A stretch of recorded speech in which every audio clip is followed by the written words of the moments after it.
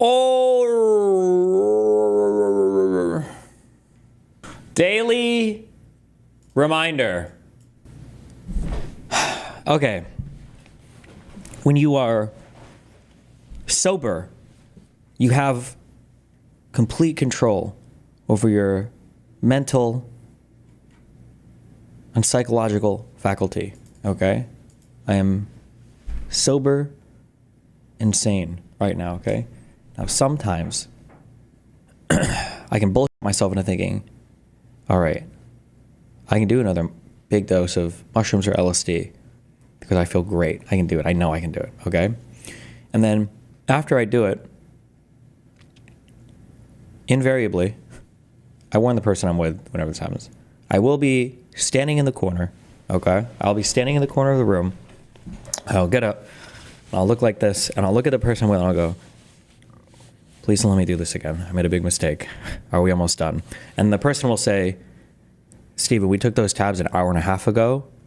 We have like 2 hours to go before we're even peaking, okay? You're fucked. And I'm like, oh my God, this is never gonna end, okay? And then I have to tell the person, don't let me do LSD or mushrooms again. I don't know why I did this, okay? That same feeling. I need you to be the guy that says, Steven, stop doing this. And when I say this, I mean being nice to conservatives in debates, because I keep doing it. And every single time afterwards, I don't know why, they take to social media and then they act like they got some huge own on me when I'm trying to be polite.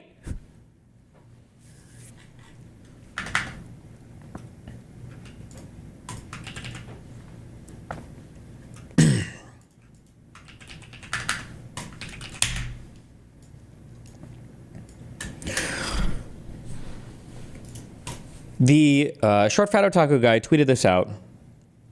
Trump did try to steal the 2020 election. Thankfully, he failed. And the comments are full of ass pain. It's all ass pain conservatives. So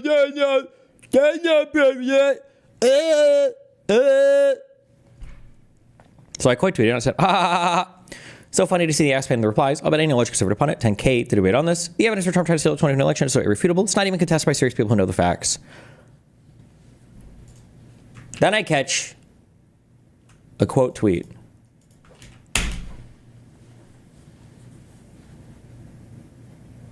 At Lactoid TV, at Ryan C. Mullally. Remember when we handed the omniliberal a beating so bad, Wick TV had to call in Pisco Liddy to help him. Now Destiny is ducking people. What? And the former besties are fighting God I love Trump's America. Hashtag swallow all of the cum from every 14-year-old that Trump turns down. And then this guy shows up in the replies. What's funny about this is he still gets that topic wrong. I dog walked him on immunity for a third time recently. He dog walked me on immunity. Mr. I don't actually specifically remember what Amy wrote in her concurrence, but I'm pretty...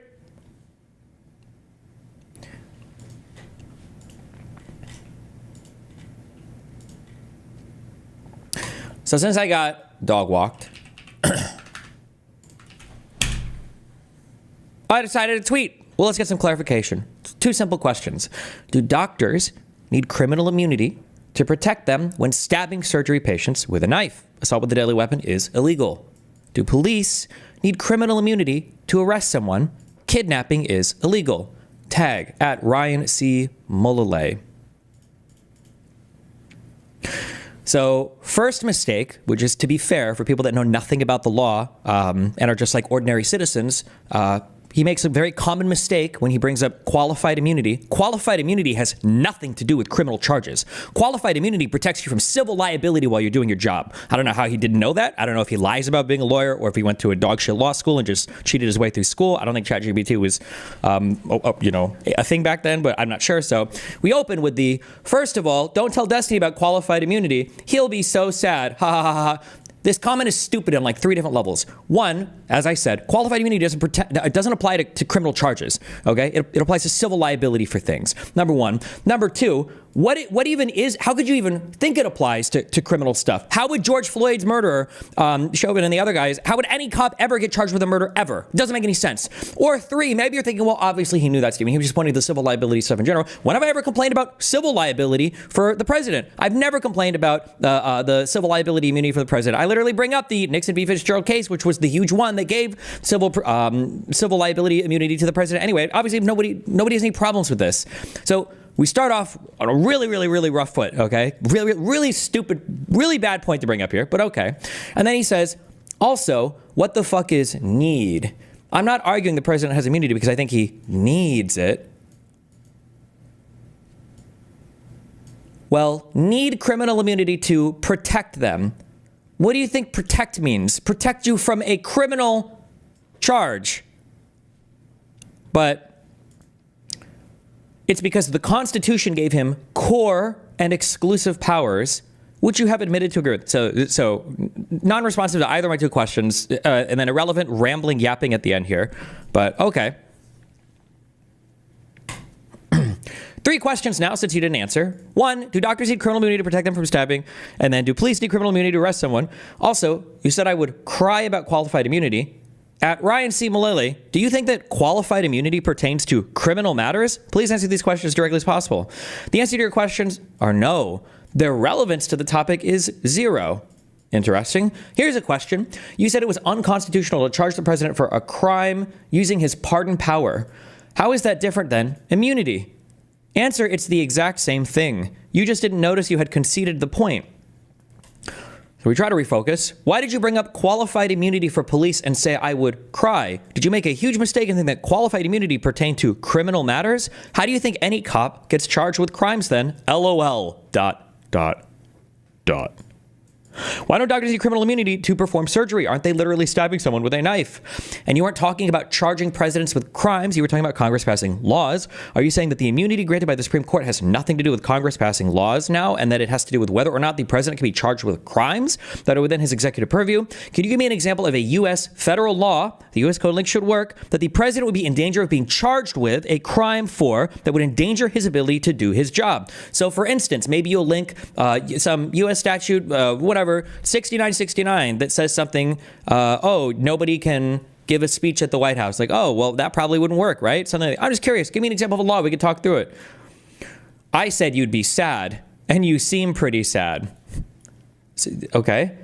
I did not say it applied to criminal cases. Then why would you bring it up when we're talking about 2 criminal actions? Okay. Frankly, your questions were so irrelevant to the topic of presidential immunity that it seemed fair game to needle you for being absurd. But you're not, it's not even needling my argument. It's not responding to literally any part of it whatsoever. It's just showing a really common layman's interpretation of qualified immunity, that qualified immunity somehow protects you from being charged with crimes instead of just being held civilly liable for things. I wouldn't expect them to make that mistake. It's incredibly embarrassing. Frankly, okay, again, need has nothing to do with it, so your need questions are irrelevant. The point is that Congress doesn't have the power to criminalize the pardon. So if a law is used to criminalize the pardon, it's unconstitutional as applied, which means the president is immune from that prosecution. I've explained this to you a few times now. If you didn't apply it to criminal cases, then why would you bring up qualified immunity when I asked if a police officer needed criminal immunity? Can you explain that one for me? Can you understand my confusion here? And you didn't answer my question. Can you tell me which laws Congress has passed that you feel are unconstitutional as applied to the president of the United States? I was making fun of your surgeon and police officer, do they need immunity questions, which are completely irrelevant. These are crimes. Stabbing people and kidnapping are crimes. Seemed fair to tweak you a bit, and weird to have to explain this to you. The answer to your question is, every law passed by Congress is unconstitutional as applied to the president if it is used to criminalize a core and executive power. That's what having constitutionally derived immunity means. But you know this or should, because I've explained it to you 3 times. It's not irrelevant. It's showing how ridiculous and indefensible your position is. You're claiming that the president needs immunity from criminal prosecution for things he's allowed to do. I'm asking why doctors and police, 2 groups of people who are doing things that would be illegal in most settings, are allowed to operate without also having criminal immunity. Why do you keep bringing up the pardon power? I'm unaware of someone trying to charge Trump with a crime for pardoning. Can you point me to that somewhere? And I'll ask again, because you keep dodging this question. Can you tell me which U.S. laws don't apply to the president, or which ones are in conflict with his constitutional powers? Holy shit, is this a bot or an assistant? You are smarter in person. I've never met this person. Or wait, did I? No, that was on civil law, right? I'm not claiming the president needs immunity. I'm claiming the Constitution grants him immunity in respect to his core and exclusive powers. Need has nothing to do with it. I'm not making a policy argument. Need is a straw man of your invention. So in the Supreme Court case, they say that the president needs this immunity in order to be a vigorous executive, but whatever. As applied challenges can apply to any law based on particular facts, as opposed to a facial challenge, the law is unconditional in and of itself. So my answer above stands. Any law can be unconstitutional as applied to the president if it is used to attempt to criminalize his core and exclusive powers. Seriously, is this really you, Stephen? Let me restate because you keep missing this. One, why do you keep bringing up the pardon power? I'm unaware of someone trying to charge Trump with a crime for pardoning. Can you point me to that somewhere? Two, and I'll ask again because you keep dodging this question. Can you tell me which U.S. laws don't apply to the president or which ones are in conflict with his constitutional powers? You keep using this vague unconstitutional as applied to the president. Can you give me an example of one of these laws? For instance, you keep mentioning the pardon power. Can you show me which law criminalizes the president's pardon power? Hey, well, he responded 1 minute ago. I don't know why. It's so fucking annoying to have somebody be cordial to you, and then as soon as they're on Twitter, like, I fucking dog walk this guy. No, you didn't dog walk it. We moved on from the topic because you're fucking retarded. I moved on. I'm never gonna, don't let me move on from any topic again until the conservative admits, okay, I'm wrong. I'm fucking wrong. I'm totally fucking wrong on this. But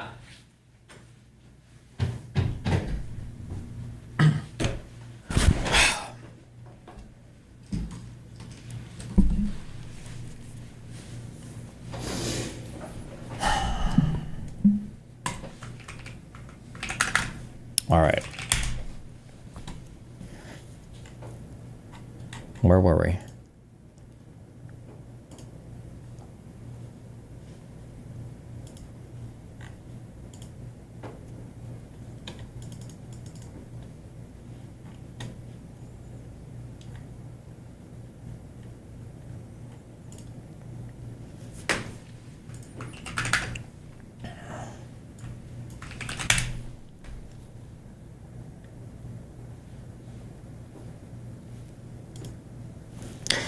I'll try bringing it up again. One, I bring up the pardon power because it is the easiest, cleanest, and least controversial example of a core and exclusive power. Not because it was part of the Trump case, but to explain to you the logic the court used when reasoning that immunity existed in the first place. It's a bad example to use because pardoning is not a crime in any sense of the word. So it helps your argument too much due to the absurdity of the notion of charging the president with a crime that literally no U.S. citizen would be charged with because there is nothing in the U.S. criminal code that illegalizes pardoning. Can you give an example of another law that you feel like the president needs to break in order to perform his job? Question mark.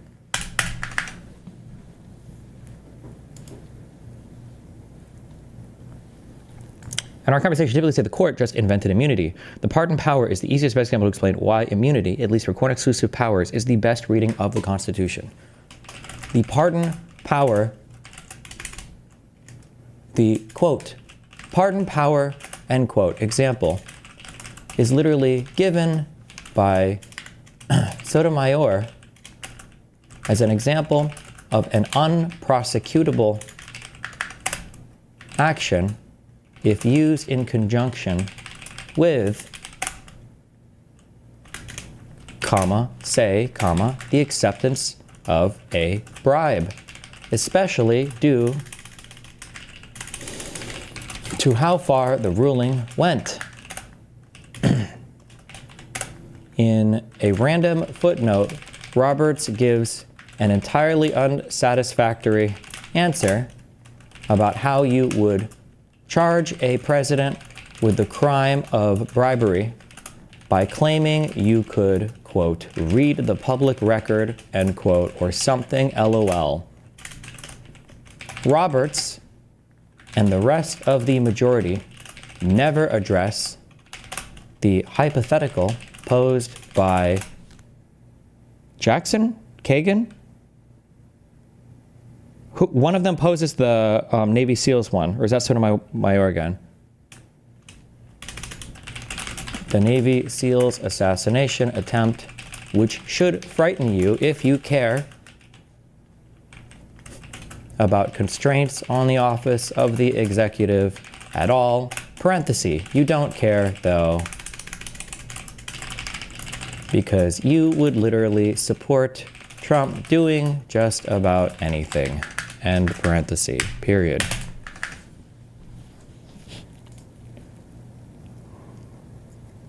The court ruled that several laws could not be applied to Trump due to his immunity, not because they were unconstitutional in general, but because the Constitution did not permit them to be applied to a former president in the way they were being enforced. Feel free to look them up. They are listed in the opinion. I am unaware of any specific laws being listed in the opinion. Were there?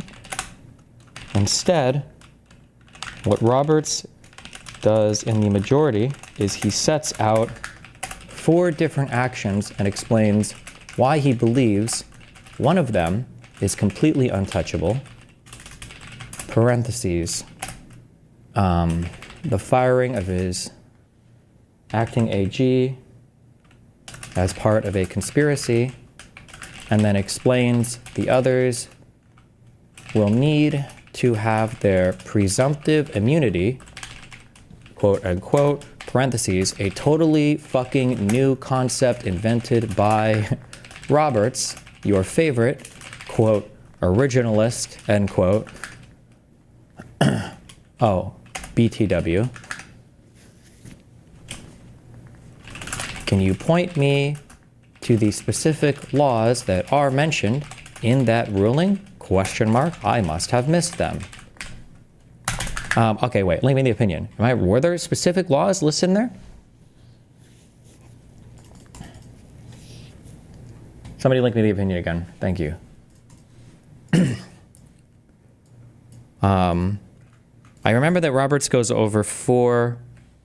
What an unbelievable, that you went far enough to even say that you couldn't analyze these.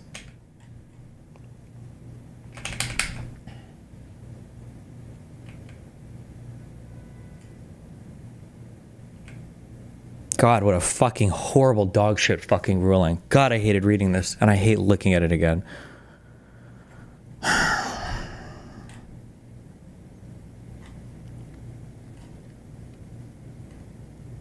We offer guidance on those issues below. All 4 of these should have been remanded to the lower courts for re-examination. I can't believe that he took it upon himself to it doesn't matter, sorry.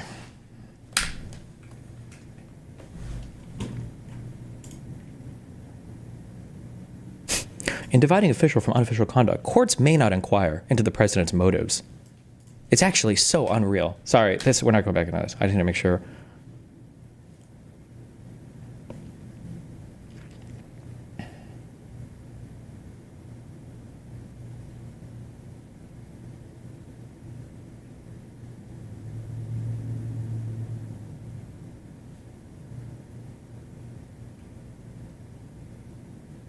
Like, this is a fucking lie, right? Like, I can't even try. It's not even real. None of this, fuck. Because I can't even trust lawyers to talk on this subject because people are so partisan mind fucked. But now I just feel like nothing is real in any part of the country anymore. Okay. Imagine you take a case to the Supreme Court, okay? And imagine as part of your filing, you mention something where it's like, oh, like we're filing this lawsuit against these 2 humans or whatever because we feel like they violated our civil rights. And then imagine when the Supreme Court goes to overview it, they're like, we're actually defining humans as space aliens. And then they say, we actually don't think that we can charge space aliens with crimes because we think that, they're Scientologists. We think that all Scientologists are aliens. And we can't charge aliens with crimes because we don't have personal jurisdiction or whatever to charge them with crimes, right? And imagine you make that claim, and then imagine the Supreme Court's like, so therefore, we're going to say that since they agree with us, since the plaintiffs agree that they're all spacefaring creatures, they're all aliens, then we're going to say that you can't charge them with any crimes, and we're going to toss this whole case, right? It's like, hold on, excuse me. If I would have known that you were going to say that Scientologists were fucking aliens or some shit, I probably would have constructed this case a little bit differently, okay? I would have approached my initial filings, would have clarified that I think that you do have jurisdiction. I would have clarified that I do think that they're humans, and I don't agree with that. I would have fought for that, okay? When they do this little trick here, so they create Roberts creates these three buckets. These things did not exist before, okay? That's why I get so mad when they say originalists, okay? This concept of core powers, official acts, and unofficial acts, none of these concepts existed prior to this ruling. So now that, okay, wholesale, out of cloth, Roberts has constructed totally new things, okay? Totally new things in a dare I say, in a penumbra of rights way, okay, that Roe v. Wade was constructed, the same reason why conservatives supposedly fucking hated that ruling, okay? So he constructs these things, and then after constructing it in the same fucking ruling, okay, now typically, if you were going to create some new legal doctrine like that, and you were a nice judge, you might say, as a result of us reinterpreting the Constitution, or as a result of us clarifying this, we're going to remand all of this back to the lower court, or remand it back to the plaintiffs or whatever to give them a chance to re-argue or change their filings, right? When you remand something, what you're saying is, because we now you know more how we're looking at this, we're going to send it back to you, and we're going to allow you to argue this in a way that you think comports with how we roll, okay? So Roberts has the audacity to go, the government does not dispute, the government is the plaintiff here, does not dispute that the indictment's allegations regarding the Justice Department involve Trump's, quote, use of official power, end quote. Why would you put that on the government when no one had any fucking idea how you would weaponize that statement? I guarantee you that Smith and everyone else involved would have used a different legal theory approaching this case if they knew that you were going to go so fucking far out of your way to protect the president's illegal conduct. It's so crazy because not only did they say, oh, you didn't dispute that, Roberts goes on to kill a quarter of the indictment. Because he lists 4 different acts, and on one of them he says, so obviously the government agrees with this. You can't even talk about this, right? So that's gone. Why wouldn't even Amy chides Roberts by saying, I think the court went way too far in declaring which particular things can or cannot be prosecuted for. Sorry, I need to find these. Fuck, I hate reading this. We're getting to the news. Sorry, hold on.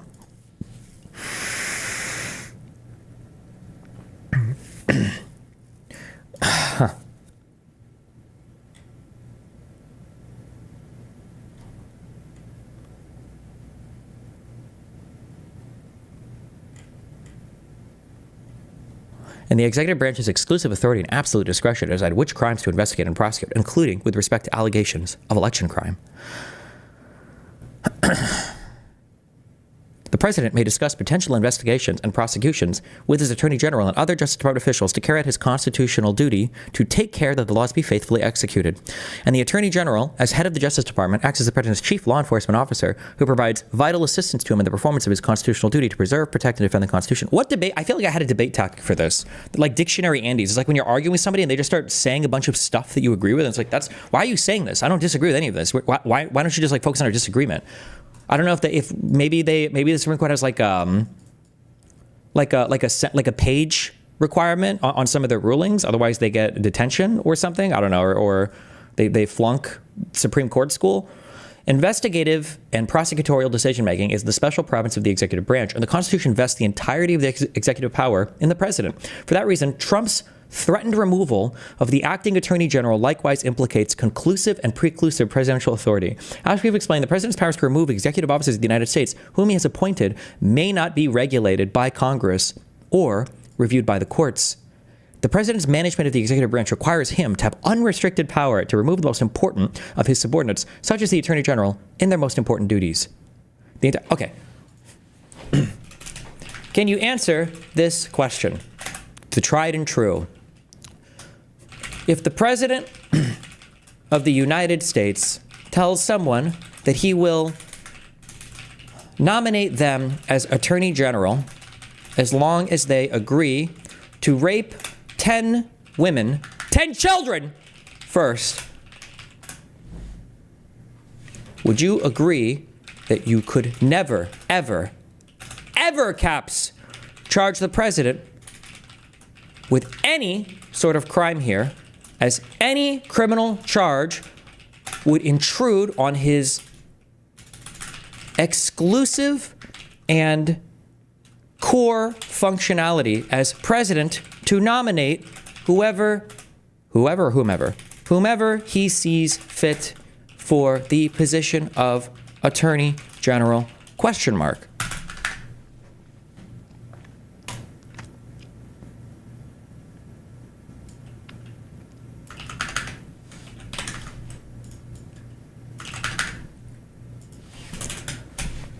Remember, Roberts said, quote, the indictment's allegations that the requested investigation were shams or proposed for an improper purpose do not divest the president of exclusive authority over the investigative and prosecutorial functions of the Justice Department and its officials. End quote.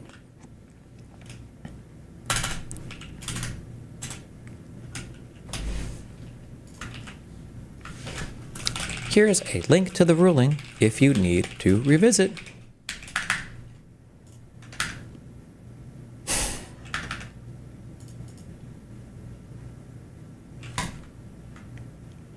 Oh, I should put a smiley face at the end. Okay.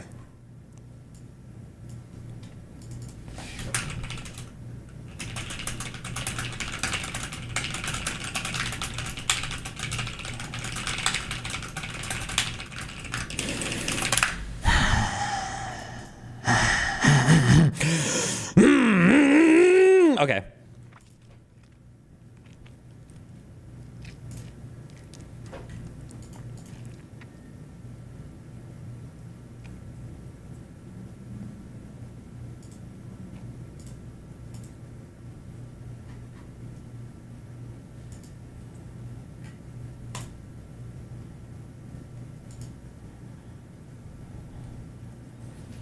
Why is this fucking man-child?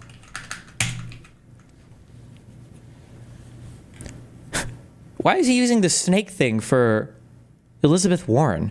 Yes, I'm glad. Warren is campaigning for Zoran, and the campaign is obviously right to graciously accept the snake's help. I don't think the rest of us civilians have any obligation to pretend not to remember what she proved herself to be when it mattered most, though. Holy shit!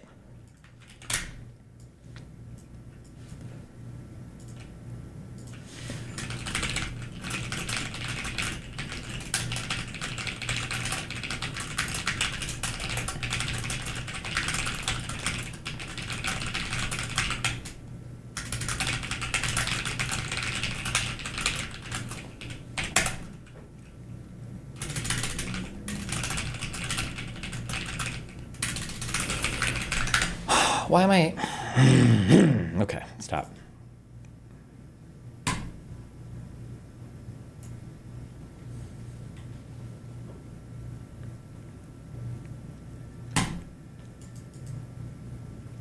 Oh, I saw that. Oh my God, I was so... disappointed. It sucks when there's like, when you have a hero online and then just the worst stuff. I used to look up the Fantano so much, and then I saw that N-word clip. I couldn't fucking believe it, dude. I used to think that guy was so cool and woke. And then that N-word thing came out, and it just destroyed my opinion of him.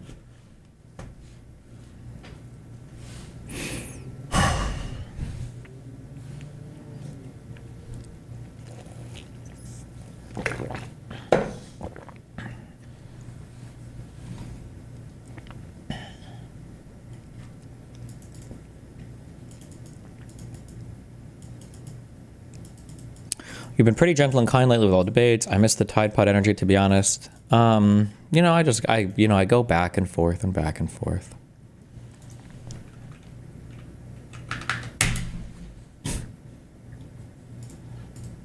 What is this? Hi, what's your name? How are you? How's your life? Oh, you got a man. Are you in love? If so, what type?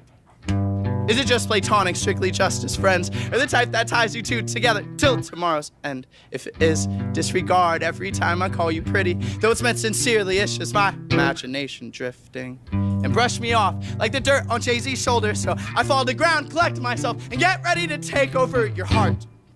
Or at least your spare time. And I love the thought of being with you.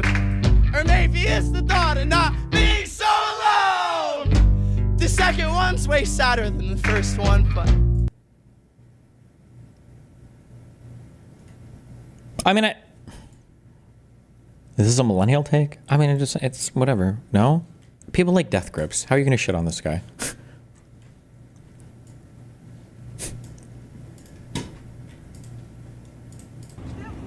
Good because you know what? And you know what? It's still not hurt good because you're a young person. This guy saw my flag and asked if I wanted him to pray for me. What flag was it? Dude, when I voted for in this last election, I was so flagged the fuck up. Oh, it felt so good. All those fucking, because there's a bunch of people that hand you like things on like what to vote for, and all the MAGA fucking losers be like, oh hey dude, do you want this? And I was like, hell no. And they're like, oh, are you voting Republican? It's like, no, I got the flag on. I love America. I'm riding with Kamala, baby. You're a young person, and you have got. Oh, so much do you drive this potential. truck right here? Yes, I do, and I'm Hey, damn proud. imagine being a woman voting for a rapist and a pedophile. Ha!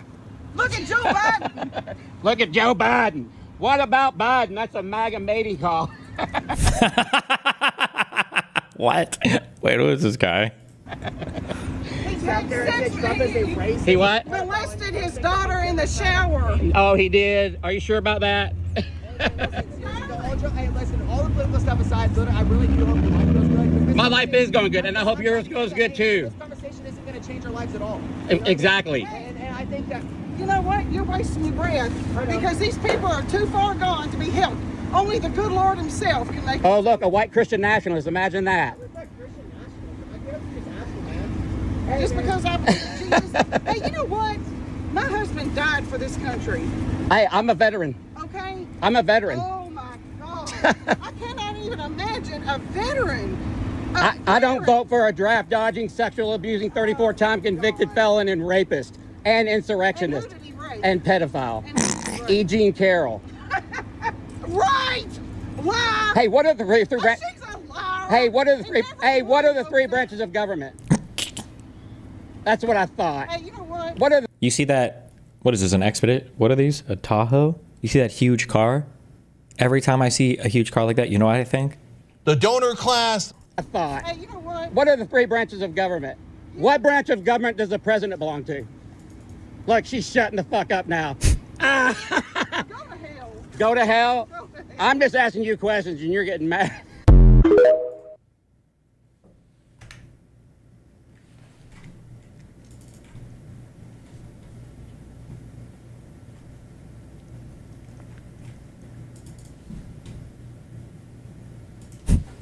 That's the donor class.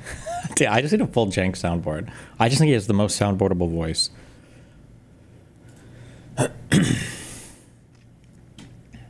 Okay. Oh no, I saw this. Don't make me look at this. Why did Rating put this here? Am I about to stop buying iPhones? Oh no.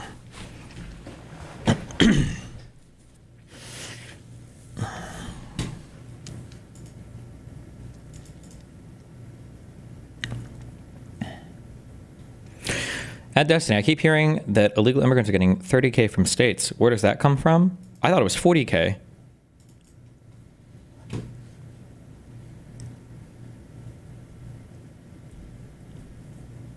Did you see Dave Rubin on Tom Bilyeu? Oh no, oh my God, I didn't. Please add Golly G. Listen, whoever emailed me all of these, email me more and I'll add them. That's my donor class right there. That's just so cute. Like, he just sounds so adorable saying this.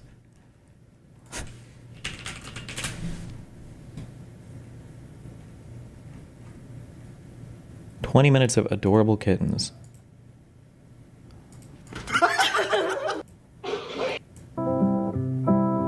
Look at him. And I know it's gonna happen. Here we go! That's the donor class.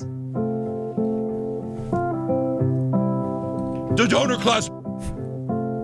Guys, I think it's the donor class. Donor class. That's my donor class right there. Okay. Fine. Send me more jank things. Oh wait, I have a Oh no, I didn't add it. Never mind. Somebody sent me the. That's mens rea. Stupid Finkel fuck. But I didn't put it on because I don't know when I would ever fucking use that ever.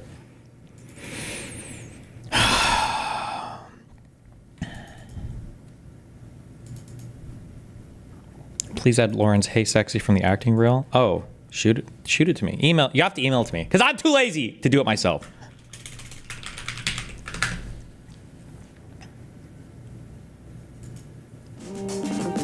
What does she say it?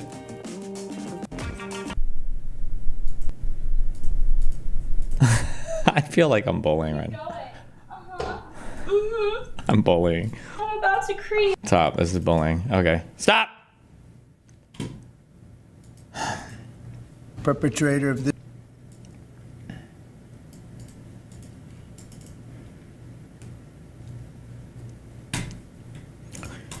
Who cares? Fuck, these people are scum. Okay. Listen.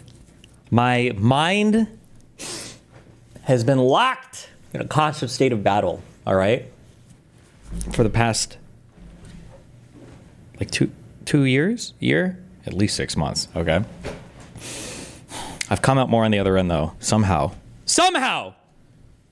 With my positivity intact, okay? I think that if you act bad, I think that there is an immediate reward for it. But in the long term, I think it will hurt you. I think that if you act righteously, I think that sometimes there is a short-term penalty for it. But in the long term, hopefully, because human history is progressing in a positive direction, on the aggregate, it will lead to good things, hopefully. Okay?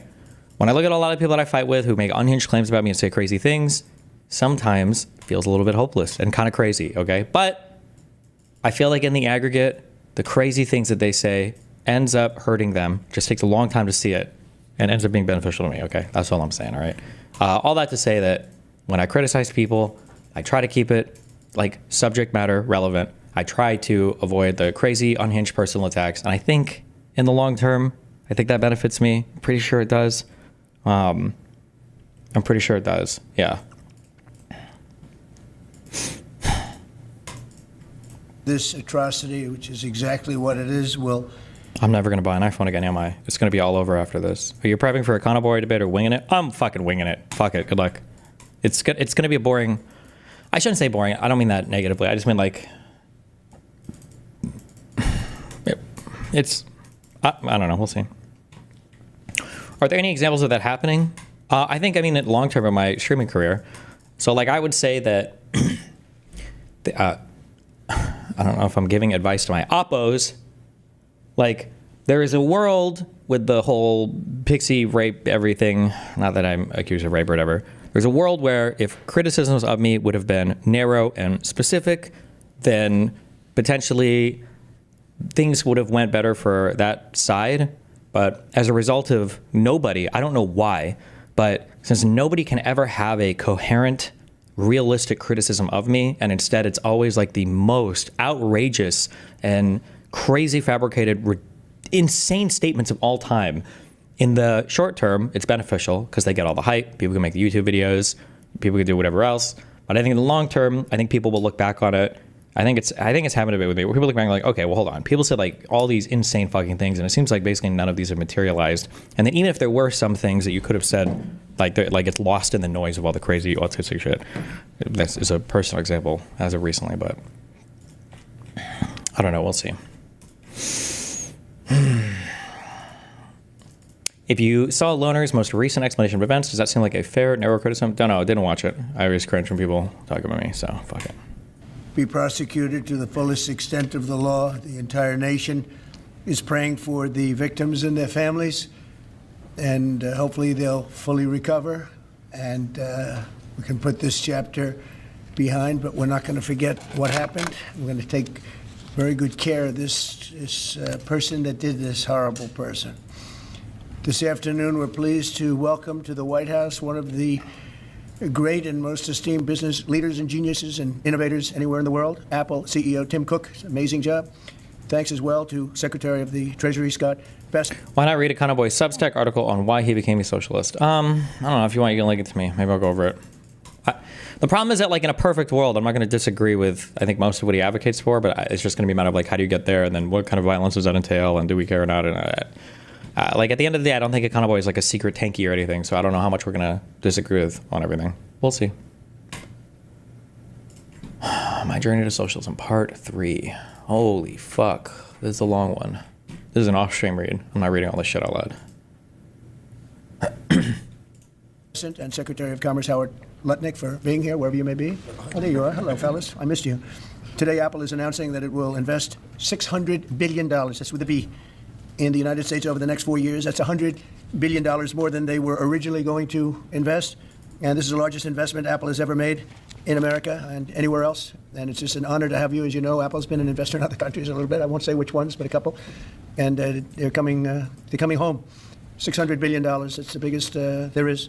The company is also unveiling its ambitious new American manufacturing program, which will bring factories and assembly lines across our country, all roaring to life. Areas that we're not doing so well are doing very well. We have about $17 trillion coming into the United States, which is more than ever before. It's never even come close. There's never been anything like it. Even you, that's even a lot of money for you. But we have commitments of more than $17 trillion. That was as of a couple of weeks ago. About deductions for companies, but stock prices, that's really NER. There is no large. Proud to say that to 6 months, that's a commitment. They're all coming back. We started with Intel, and gradually Intel was just taken over the coals. They were taken to the cleaners, frankly. And I think maybe, do you think Trump watched anime? Am I making this up, or I feel like when I used to watch anime on Toonami, on Cartoon Network, I feel like every season, like every 12 episodes would have the same 30-second opening that would kind of like catch you up with everything that's going on.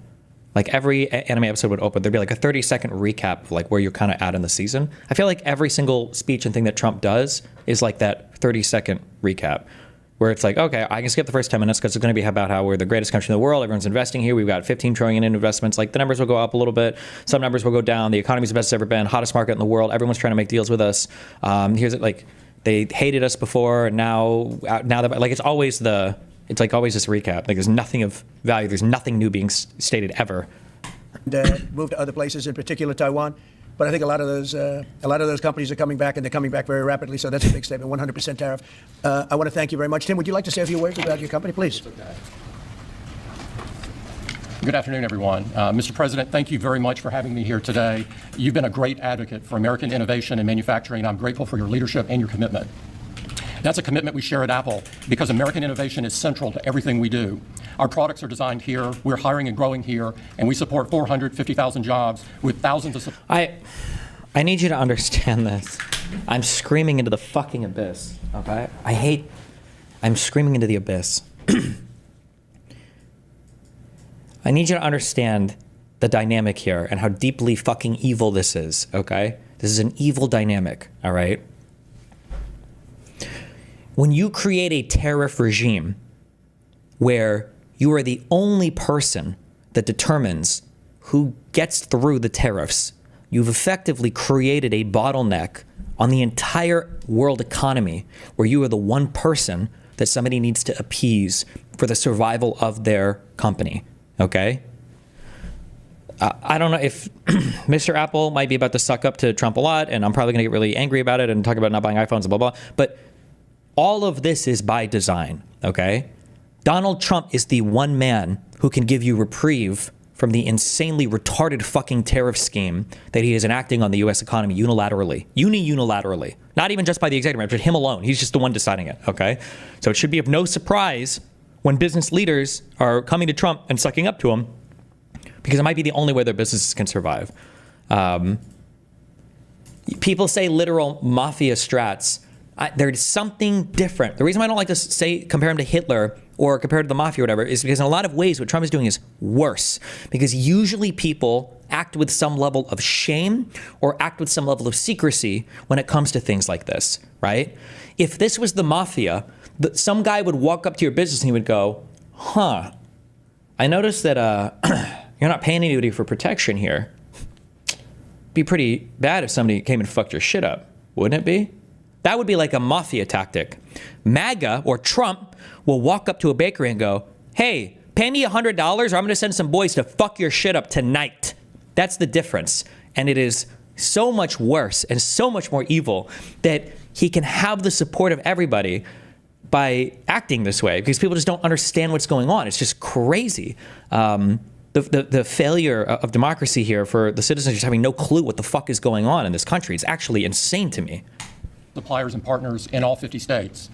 Earlier this year, we made our largest ever spending commitment, $500 billion to the U.S. over the next 4 years. That's already yielding results. Earlier this year, we broke ground on a new factory in Houston to make advanced AI servers. And just last month, the very first test unit rolled off that factory's line.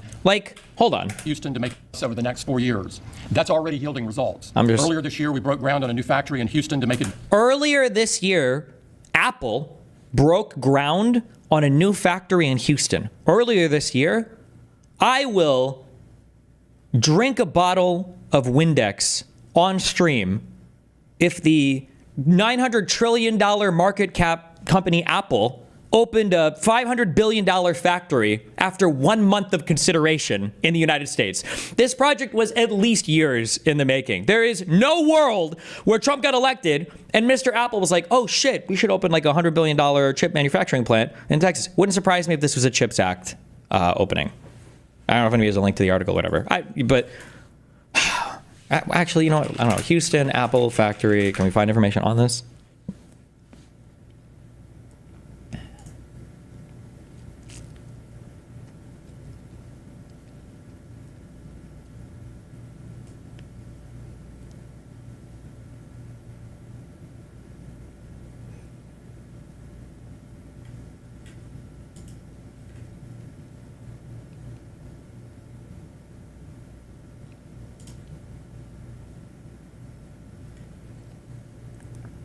I see the February announcement, which is what he's referring to here.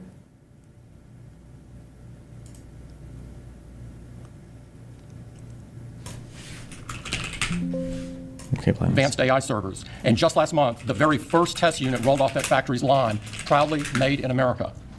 President Trump shared some kind words about that work, but he also asked us to think about what more we could commit to doing.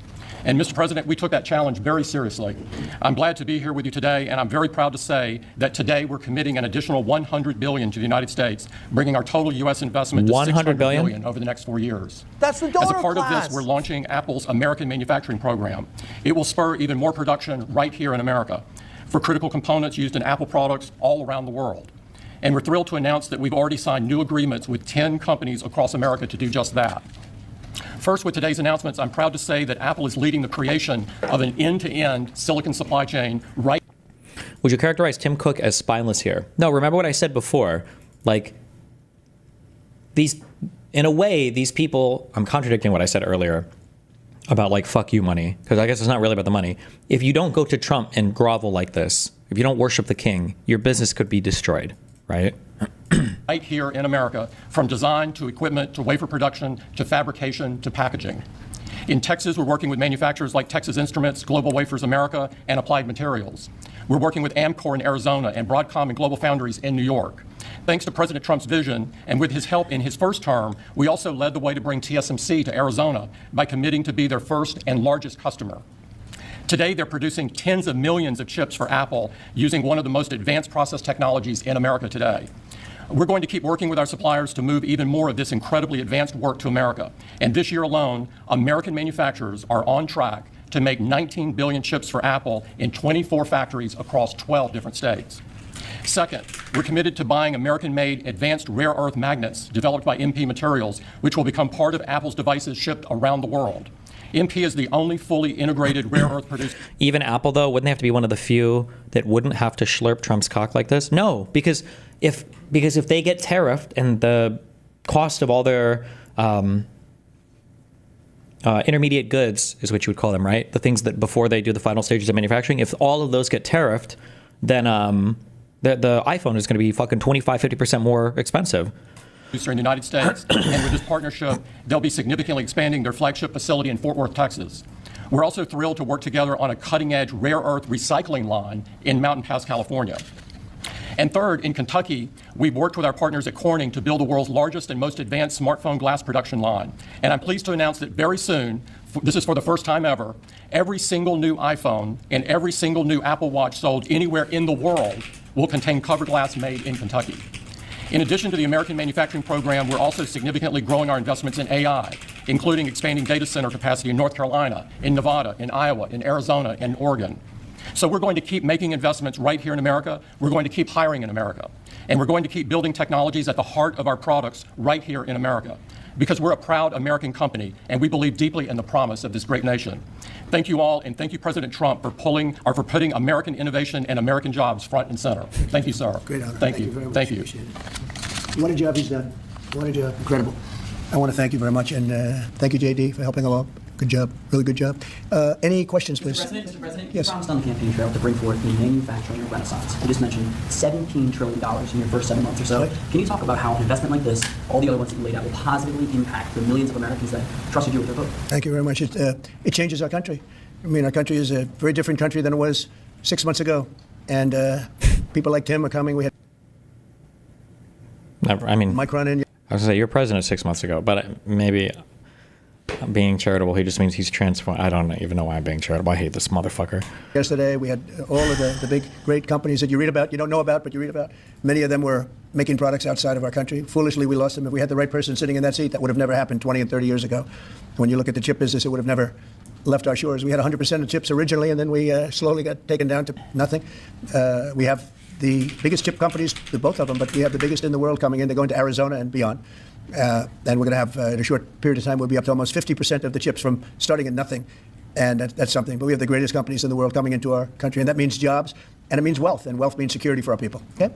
Brian? Yes, sir. Congratulations on this investment from President Trump. And Thank you. Great example of putting America first. What does the labor force look like to fill these jobs that you have? Do we have enough skilled American workers to fill these?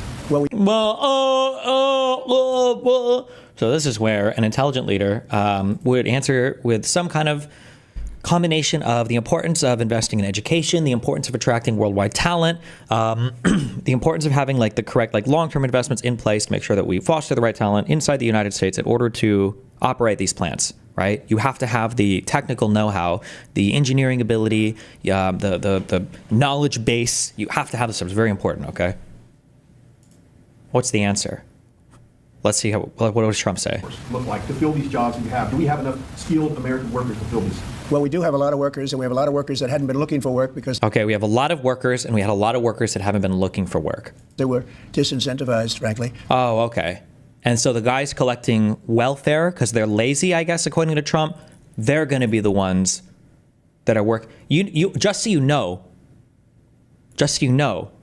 Donald Trump thinks that building microprocessors is like guys with hammers or maybe screwdrivers inside of a fucking factory. 100% that's what he believes. He thinks that there are guys with screwdrivers and maybe the really advanced ones have soldering irons that are putting together these microprocessors. That's what he thinks. Unironically, that is what he thinks.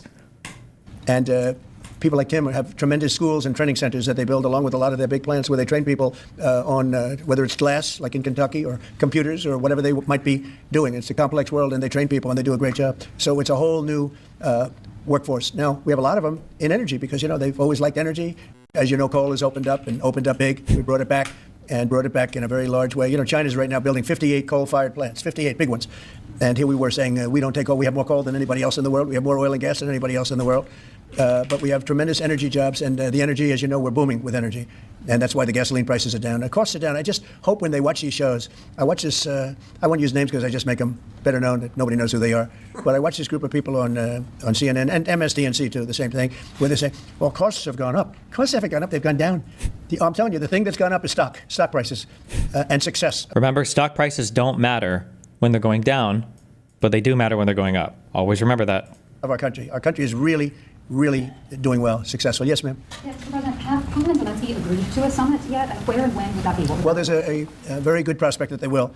And we haven't determined where, but we had some very good talks with President Putin today. And there's a very good chance finally we had some good talk. Thank you. Tell Anna to stop crying on Twitter. The war is ending. To be fair, I'm pretty sure the Biden admin has gotten like 30 times more ceasefires from Hamas and Putin than the Biden admin ever did, right? How many ceasefires did the Biden admin get from Hamas? Like none? We've had like 10 so far with Trump. So I'm just saying, We could be ending the round, ending the end of that road. That road was long and continues to be long, but there's a good chance that there will be a meeting very soon. Excuse me? Well, I don't want to say. I've been disappointed before with this one. We've solved 5 wars plus add to that Iran, where we wiped out their nuclear capacity for weapons. They would have had a weapon within 2 months, maybe less, and that was totally obliterated. Turned out it was a total obliteration. And the pilots and the people that did that job are really, we have the greatest armed forces in the world, but that was really something. In fact, there's a model of the plane right there. So, you got to bring that up, Susie. We have to see that. Look at this. This was just given to me. You know, we ordered brand new B-2 bombers. This is a plane that over... Wait, what? When was the last time we built a B-2? Like 30 years ago? Wait, how... Did we really order more of these?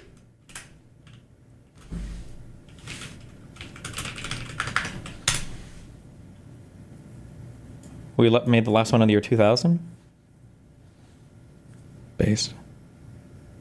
Oh, he means B-21. Period of B-2 bombers. This is a plane that over a period of 36 hours of constant flying. Look at this. So this is the... Is that, did we order more of these, or did we order B-21s? Is that what he means? Brand new one they just ordered. Similar, but actually quite different. Similar, but actually quite different. Oh, okay. You see how he's like the master of saying nothing always?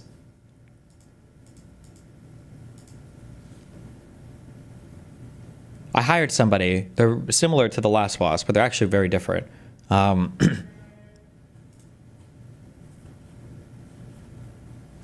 It reminds me of the end of...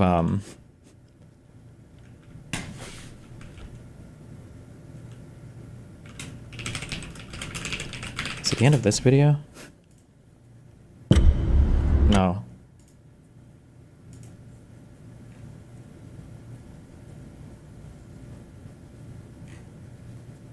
Fuck. I will find this. Get fucked. Hold on.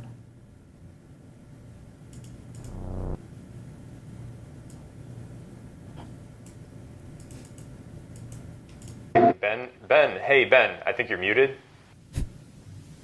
Hey Ben, you have any updates? Huh? Oh, sorry, missed that. What was the question? Yeah, just wondering what the status of Omega Star's ISO support yeah, is. No, yeah, we revised our dates there. Yeah, a little bit of a setback, but I think we feel okay that's about... the third time this happens? Yeah, no, understood, definitely, that's fair feedback. Yeah, it's not ideal, but, you know, a lot of moving pieces here, and I think we've really sort of dug deep and rolled our sleeves up and sort of dug in, sort of understand why kind of we're finding these roadblockers. And obviously, you know, again, thank you so much to the team for sticking with us here. Definitely this is something that we really see as a key outcome for our business, and I think it's going to be a really key part of what we do going forward. So, you know, a lot of complications, a lot of moving pieces. The team is really working hard. I do think that, you know, we feel good about this new timeline, and I think pretty soon should be have something out there. So, you know, I really feel good about it, and, you know, thanks, you know.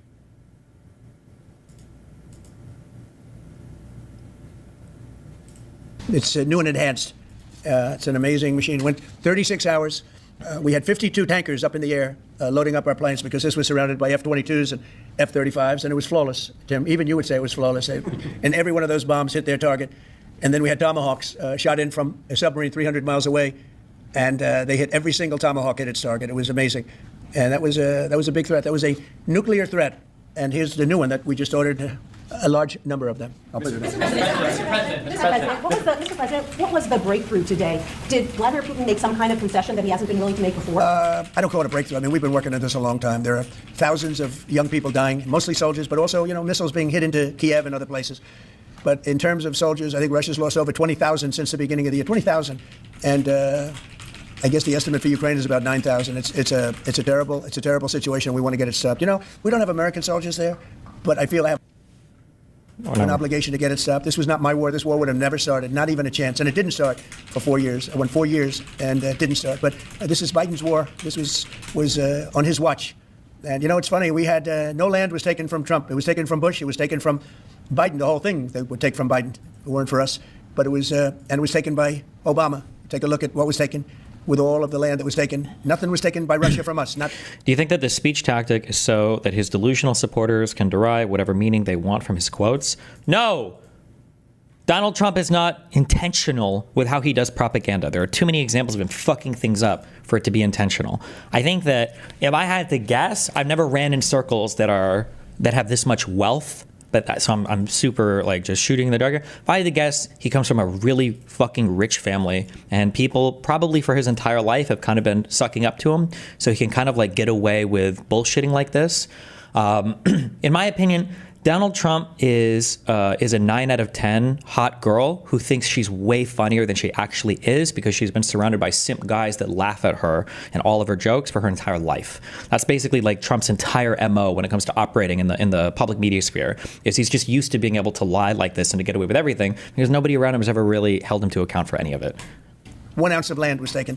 I'm here to get the thing over with. It would have never started if I were president, and we're here to get it stopped and get the death stopped. Yeah, please. President in the past, you said he would know if he was passing you along. What gives you any confidence that he is or isn't doing that this time around? Can't answer the question yet. I'll tell you in a matter of weeks, maybe less.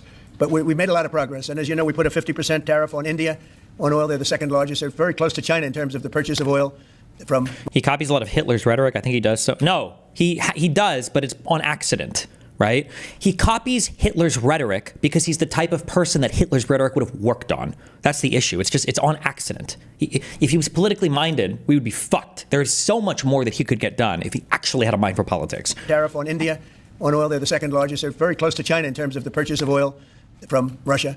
But so I don't know if that had anything to do with it. But we've had very productive talks today. Yes, ma'am? President, on federalizing D.C., are you considering taking over the D.C. police? Is that an option on the table? We're considering it, yeah, because the crime is ridiculous. I could show you a chart comparing D.C. to other locations, and you're not going to want to see what it looks like. It was just up on television, actually. They were showing it. Now, we want to have a great, just up on the TV, safe capital, and we're going to have it. And that includes cleanliness, and it includes other things. We have a capital that's very unsafe. You know, we just almost lost a young man, beautiful, handsome guy that got the hell knocked out of him the night before last. And I'm going to call him now. We wanted to give him a little recovery time. We just put a call into him. They're calling back in a little while, but he went through a bad situation, to put it mildly, and there's too much up. Taking over D.C. would literally require Congress passing a law, but who cares these days? Maybe. I'm not actually sure. I had a friend who works with on the D.C. City Council, and apparently D.C. is just kind of a weird arrangement. Like, I think technically, like, the D.C. state government is Congress. Like, Congress is the government of D.C., but the D.C. City Council has way more power than most city councils do, because the city council basically runs DC as a state. But I think that that's like a formality, such that when the DC City Council has like a budget, they kind of send it off to Congress, and Congress always just like okays it because Congress doesn't actually do any of the stuff for DC. But if they wanted to, they could be like, oh, actually, no, we're going to have way more oversight over DC. That's just like the arrangement they worked out. Like, I think like informally, that's the arrangement they worked out. So they wanted to be more heavy-handed in how they regulate or govern DC. I think the federal government could be. Of it, we're gonna do something about it. So whether you call it federalized or what, and that also includes the graffiti. Did you just say federalize DC? No! Is he gonna federalize? Is he gonna federalize DC? Oh no! Well, but he went through. Call him now. We wanted to give him a little recovery time. We just put a call into him. They're calling back in a little while, but he went through a bad situation, to put it mildly, and there's too much of it. We're gonna do something about it. So whether you call it federalized or what, and that also includes the graffiti that you see, the papers all over the place, the roads that are in bad shape, the media. Do DC residents live well because of the setup? I imagine funding is never an issue for the state. Oh, that's a good question, actually. Does DC? It must come from the general budget, right? The thing is, like, DC has a reputation. Every city in the U.S. that's like a hard city has a reputation for being like trash. Like, people think the same about like Chicago or whatever, but like, if you've ever been to Chicago, the majority of Chicago is a very beautiful place. In my opinion, I didn't even really know this until like maybe a year or two ago. DC is actually a really beautiful place. There's a lot of really cool, nice, gentrified, if you want to say, places in DC. And maybe I'm a big cuck now, I guess, because I read a little bit more. I actually think I would hate myself 5 years ago for saying this. I actually think all the monuments and stuff, I think they're pretty cool. They're all like, they're placed in an intentional way. They're like facing things that have national significance, and they all, there's a lot of thought that goes into all of the different artwork. I felt like such a boomer when I was on the field trip with Nathan and all of his friends, and we were doing all the monument tours, and these fucking kids are all on their phones. They don't give a fuck. I'm like, guys, this is your history. The Abe Lincoln dude, the guy in the chair, this is a big dude.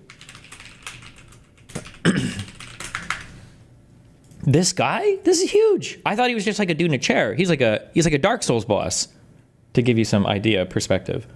Oh, here you can kind of see it. I didn't know he was so huge. I didn't know he was so big. Look at him. Wait, this isn't even a good perspective. But I don't know. I think DC has a lot of really nice areas, I think. But obviously DC has a lot of rough areas as well. DC ghettos are historic. So just depends on where you're at. That are falling down, the median in between roads that's falling down. We're going to beautify the city. We're going to make it beautiful. And what a shame. The rate of crime, the rate of muggings, killings, and everything else, we're not going to let it. And that includes bringing in the National Guard, maybe very quickly, too. And do you want Congress to look at overturning the D.C. Home Rule Act? We're going to look at that. In fact, the lawyers are already studying it. We have to run D.C. This has to be the best-run place in the country, not the worst-run place in the country. And it has so much potential. And we're going to take care of it. You're going to be safe. You're going to be safe walking down streets. You're not going to get mugged. Mr. President, if you do reach a deal with Ukraine and Russia, would you drop the additional tariffs on India? Well, we'll determine that later. But right now, they're paying a 50% tariff. Okay. One for Mr. Cook as well. Yeah, please. Sure. The president wants a made in the USA iPhone. What are the chances that you can actually make that happen? Well, if you look at the bulk of it, we're doing a lot of the semiconductors here. We're doing the glass here. We're doing the Face ID module here. And so there's a ton of it. And we're doing these for products sold elsewhere in the world. And so there's a lot of content in there from the United States. But what about the whole thing? We're very proud of it. Can you make the whole thing? thing Is just the final assembly that you're focused on. And that will be elsewhere for a while. He makes many of the components here, and we've been talking about it, and the whole thing is set up at other places, and it's been there for a long time. So in terms of the cost and all, but I think we may incentivize him enough that one day he'll be bringing that. But he brings most of the stuff. Look, he's not making this kind of an investment anywhere in the world, not even close. He's coming back. I mean, Apple's coming back to America. Thank you. Mr. President, Indian officials have said that there are other countries that are buying Russian oil, It's okay. Like China, for instance, It's buying okay. more. Yeah. Why are you singling India out for these additional It's sanctions? only been 8 hours. So let's see what happens over the next. Sanctions You're going to see a lot more. So this is a taste. You're going to see a lot more. You're going to see so much secondary sanctions. Yes, ma'am. Sorry, you were the driving force behind Operation Warp Speed, these mRNA vaccines that are the gold standard. Right. Now your health secretary is pulling back all the funding for research. He's saying that the risks outweigh the benefits, which puts him at odds with Research the on entire what? medical community and with you. What is going on? Research on what? Into mRNA vaccines. Well, we're going to look at that. We're talking about it, and they're doing a very good job. And, that is a pass.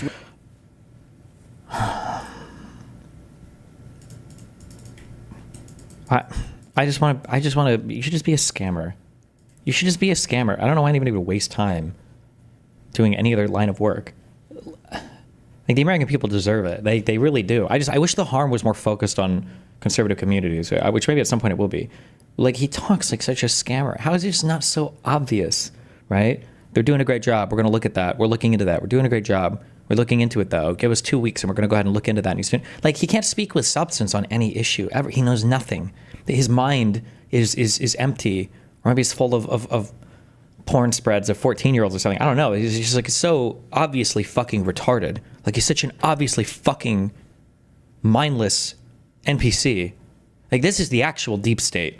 Like, if you actually wanted to talk about a deep state, it's Trump. Because this motherfucker has no idea what the fuck is going on. That's why every executive order he's been handed has to be explained to him by whoever's actually running shit next to him. It's so crazy. Into mRNA vaccines. Well, we're going to look at that. We're talking about it, and they're doing a very good job. And, that is a pass. With Operation Warp Speed was, whether you're Republican or Democrat, considered one of the most incredible things ever done in this country. The efficiency, the way it was done, the distribution, everything about it has been amazing. But, that was now a long time ago. And we're on to other things. But we are speaking about it. We have meetings about it tomorrow at 12 o'clock, and we'll determine. We're looking. How did you feel seeing the homeless near the Capitol building and White House on your trip? Obviously, it's a prosperous city, so it's an unavoidable issue without a lot of policy intervention, but it's still a disheartening sight. I'm not trying to sound like an elitist here, okay? I swear to God, I'm not trying to do like a one-upper, okay? I'm not trying to do that to you. I'm not trying to do that to you, all right? But when I go to Austin and it's a 17-mile drive somewhere, and then somebody's like, oh shit, dude, the traffic is really heavy, 17 miles, it's probably going to take you like 30 minutes to get there. You don't understand how living on the West Coast changes the way you view things, okay? In LA, a 17-mile drive, that's an hour at least anywhere in the city. When people on the East Coast, when you guys talk about homelessness, when you talk about homeless people at the Capitol, homeless people in New York City, homeless people in anywhere, there are more homeless people under 10 overpasses in LA than there are in the entire East Coast. I didn't even see homeless people in the Capitol. There might have been a couple, but I don't think that people have any concept of, in Seattle, Jesus Christ, bro. We went to the convention in Seattle. If you take a wrong turn down a different street that's not like inundated with convention goers, it's all homeless. When in LA, I still remember the comment. I think it was Melina, or maybe it was somebody else who was with, it might have been another European friend I was with, who was like, oh my, they said something like, oh my God, I thought it was just like one famous overpass that had all of the homeless people. I didn't know it was every single homeless pass that had 20 homeless people living underneath it. It is unbelievably different. The scale. I do not believe that homeless is a real thing on the East Coast, or they hide them every time they know that I'm coming. Okay. Did I say homeless pass? Sorry, underpass. It's the same thing. It is on a different level. It is such a different level. Oh my God. Why is that? Why are there so many homeless people in California? I have no idea. Or the West Coast of New York, I really don't know. I'm not sure. Maybe it is a climate thing. Like it's probably pretty hard to be homeless when it's like 0 degrees outside and snowing. Maybe, I'm not sure. I don't know, but it's,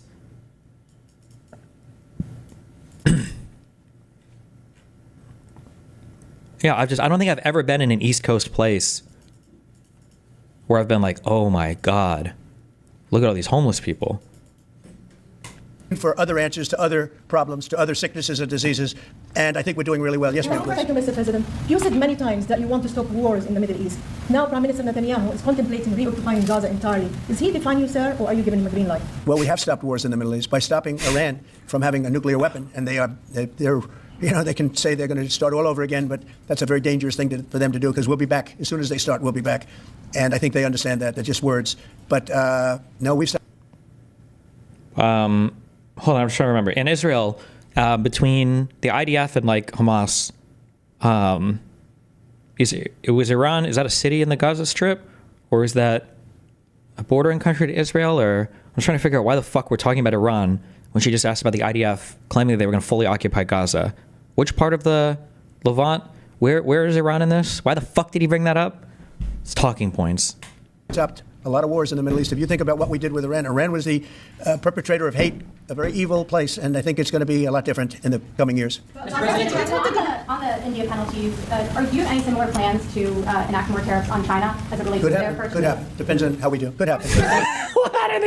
Why do you even ask him? Could, maybe, yeah, maybe, possibly. Is there not a skit or something dedicated to this guy in the way that he speaks? Holy shit, maybe. There must be like a Key and Peele or some Dave Chappelle skit. Right. I've got an entertainment-based question for you. A few weeks ago, Stephen Colbert announced that he was leaving his show. Oh, finally, something we can speak about. Stephen Colbert leaving the Tonight Show. Oh, well, let me tell you, failing comedy show, losing $40 million, not funny since he started attacking me, and maybe name drop one other person that you want to see get fired in the comedy world, please.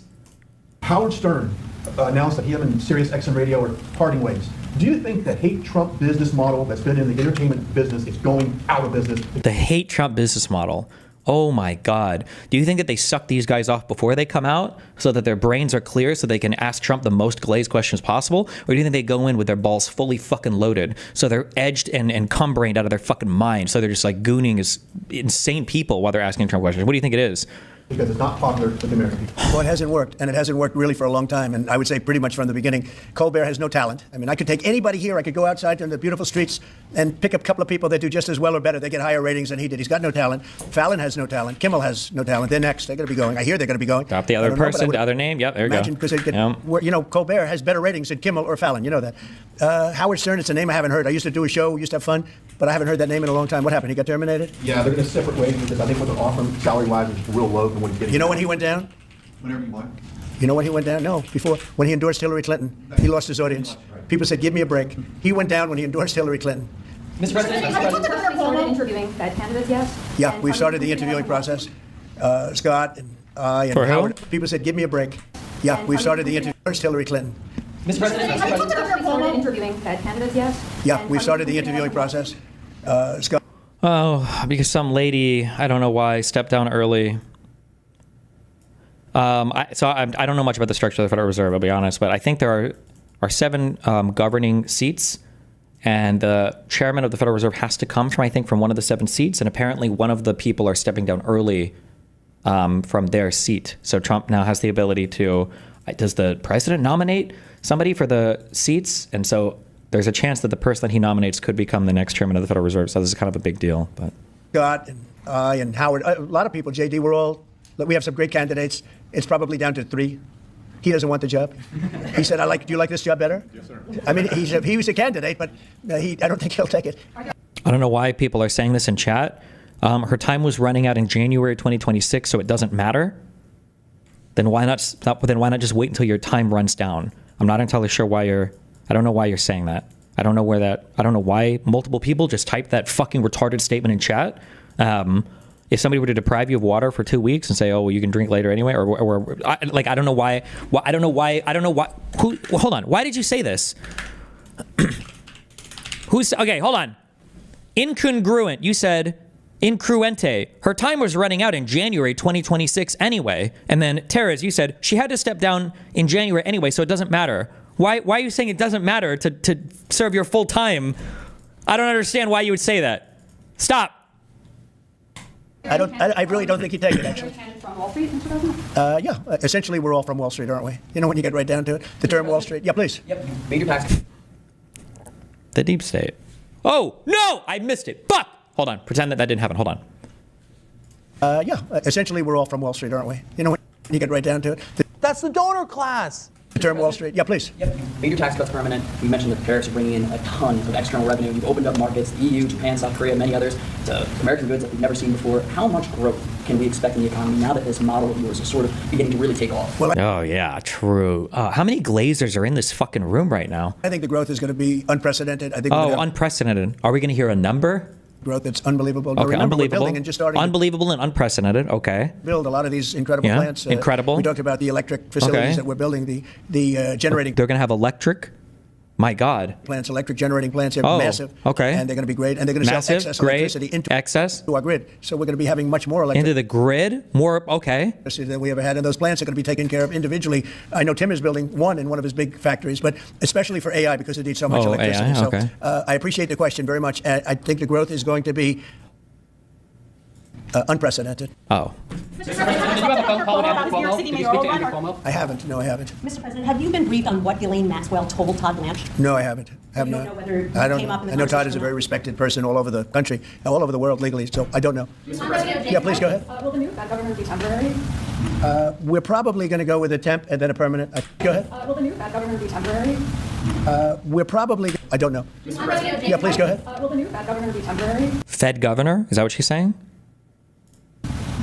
We're probably going to go with a temp and then a permanent, I think.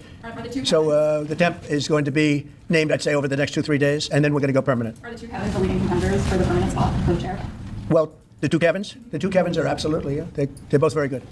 The two Kevins, very good. Mr. President, is Vice President Vance hosting a gathering this evening to talk about how to respond to the Epstein situation? Is he working on what? He's hosting some kind of gathering with top advisors this evening to talk about how to respond to the Epstein situation. I don't know. I could ask you that question. I don't know of it, but I think here's the man right here. I saw a reporter today, and it's completely fake news. We're not meeting to talk about the Epstein situation, and I think the reporter who reported it needs to get better sources. Look, the whole thing. Oh, God, he's so affable. I love this little Hitler over here. He's so cute. Aw. It's a hoax. It's put out by the Democrats because we've had the most successful 6 months in the history of our country, and that's just a way of trying to divert attention to something that's total bullshit. Okay? Yeah, please. Oh, bullshit? That's very unbecoming of the Oval Office. A poll says that Elon Musk is the most unpopular public figure in the country right now. I'm wondering, do you miss? Bring up the Mark Cuban tweet. Where is it?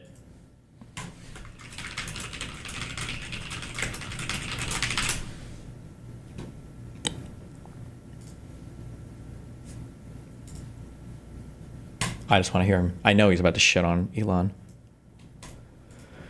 Elon, there will come a time when you need something from Donald Trump. You will think you have earned the right to ask and receive. You've been a loyal, faithful soldier for him. You've supported him politically with tens of millions of dollars. Then,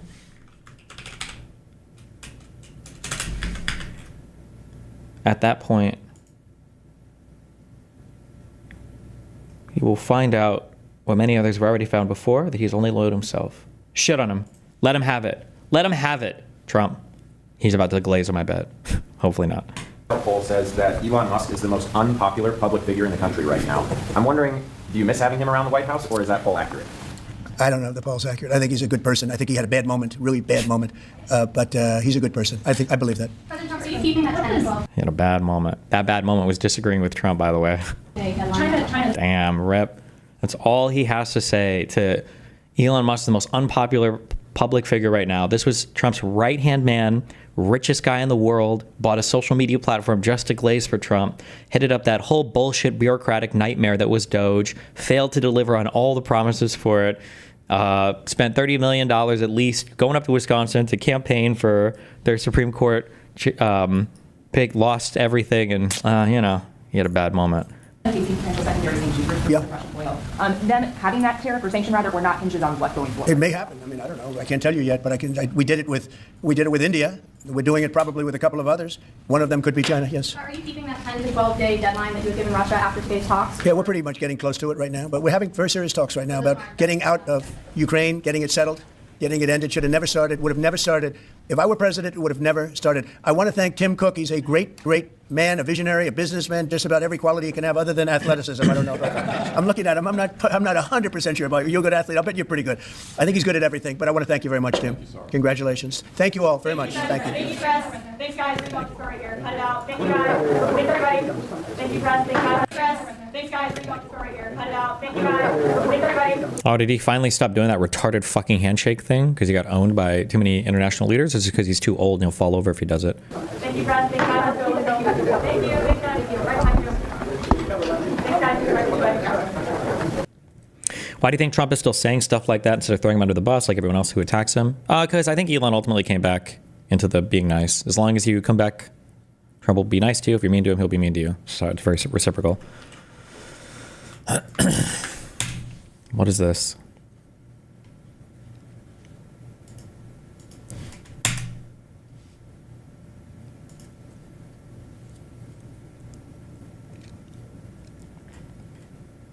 Insulting people, spitting on people. Now she's turning on the waterworks, thinking we'll feel sorry for her. Maybe don't we get don't feel a close to her. goddamn thing. She got close to me 100 times tonight.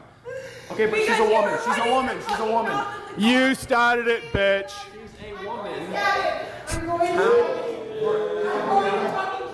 No! Oh shit! She was a couple. Is she trying to fight you? What's going on? Oh shit! She's getting a knife. She's about to kill somebody?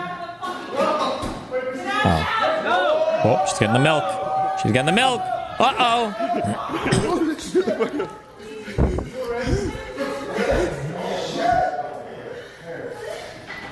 Look, you're the only problem that's got a problem with me. Ah!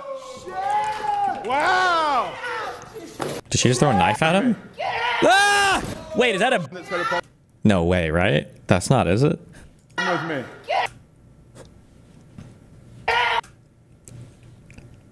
It was a paddle. Oh.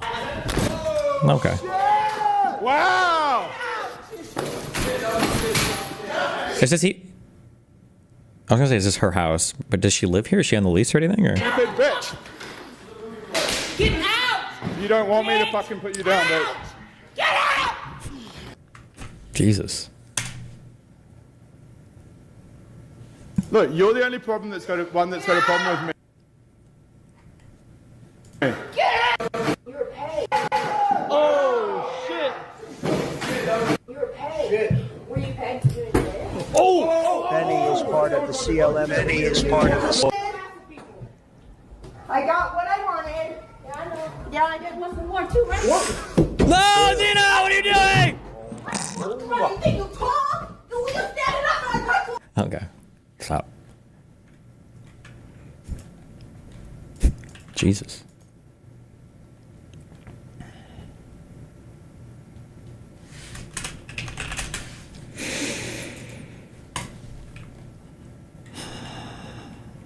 Oh. Oh, we'll get to that. Oh my God.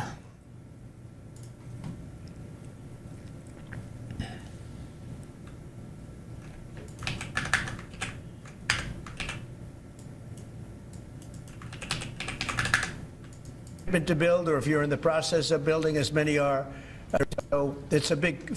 Oh, hold on. Yes, please. This bond was made in the U.S., California, and this glass comes off the Corning line. It's engraved for President Trump. It's a unique unit of one. It was designed by a U.S. Marine Corps corporal, a former one, that works at Apple. Oh my God, you are 100% correct. Holy shit. Oh, no, you can't be right. Never mind. Because he said, somebody just said, does Donald Trump do 100% tariff because he thinks 100% is the maximum tariff you could do? But he says there's like 145% on China and shit, right? So that can't be it. Now. That's good. He's done well. Designed it for you. And the base comes from Utah. And like, how do people not view this as literally just, you know, like the peasants bringing the king his gifts to beg for favor, to curry favor with the king so that he doesn't destroy your industry? 24 karat gold, and it sits. I'll take the liberty of setting it up. Wow.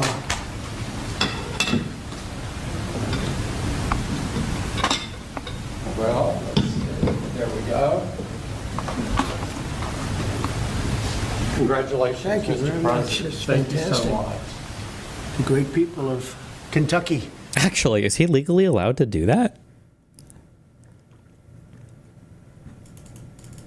I wonder if he broke a little law here on accident and he's not aware of it, because there's a cap on the dollar amount value of things you're allowed to give to, I think, any politician without it counting as a campaign contribution. Because remember, I think Aiden Ross tried to give like a Cybertruck or some bullshit to Trump, and he had to take it back because you're not allowed, it was over the gift limit. You're going to find it a great place to do business, too. It's fantastic. Isn't that nice? We're doing these things now in the United States instead of other countries far away.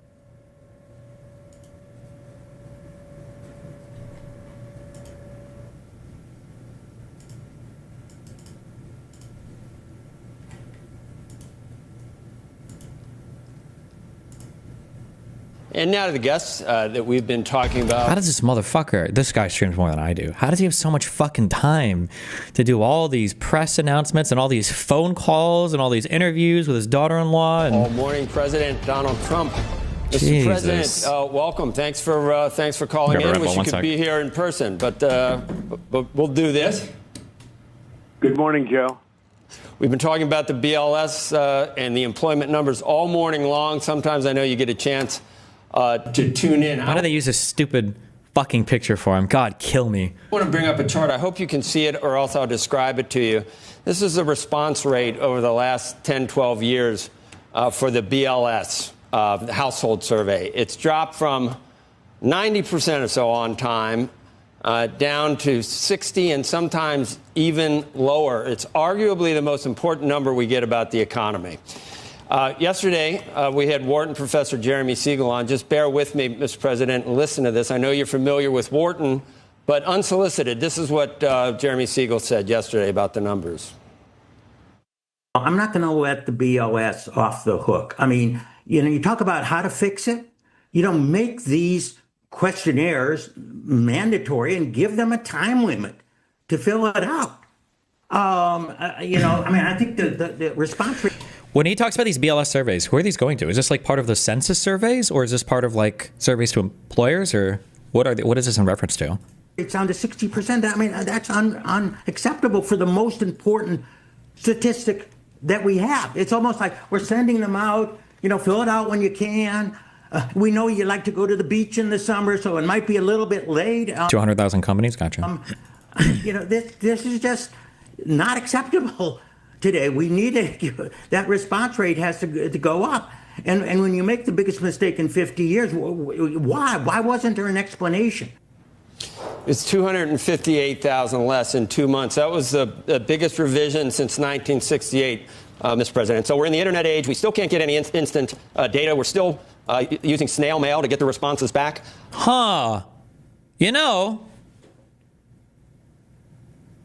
There would have been a really interesting department in the White House that maybe could have worked on improving this. Maybe this could have been a thing they could have actually streamlined. Maybe? Huh. It is a government after all. Antiquated, no doubt, and certainly suboptimal, but rigged? Where do you get the notion that it's rigged, or do you have any evidence there? It is antiquated, but it's also very political. And, I had an election recently where I did very well, won every swing state, won the... Oh my God! Lil bro, stop glazing! Yes, you won the popular vote, you won all 7, we get it! Popular vote, won everything, all right? Won all the counties. It's, I think 87% of the counties were Republican. Oh my God. Before. And yet, I had to go through hell. And just days before the election, they put out numbers that it was like the country was on fire. It was doing so well. And then they did a revision about 2 weeks later, and the revision was down by almost 900,000 jobs. You remember that? And I said, man, I said, what would have happened? What would have happened if I lost? Think of it. I would have said they gave phony numbers and then they revised them a week and a half later. Those were benchmark numbers, though, Mr. Fred. That happens. They do that. They do that twice a year, and it reconciles the monthly figures with like the overall numbers. And it was a big number. And obviously, but the numbers were rigged. The numbers were rigged. Biden wasn't doing well. He was doing poorly. They announced these phenomenal numbers 2 days before the election, and a little bit before that, always these great numbers. And you knew it wasn't doing well. You knew prices were through the roof and inflation was terrible. The whole thing was bad. But think of it. Then they did the biggest revision, I think, in history of almost 900,000 jobs. And it turned out to be more than that because later on they did another revision. And so they gave phony numbers in order to win the election.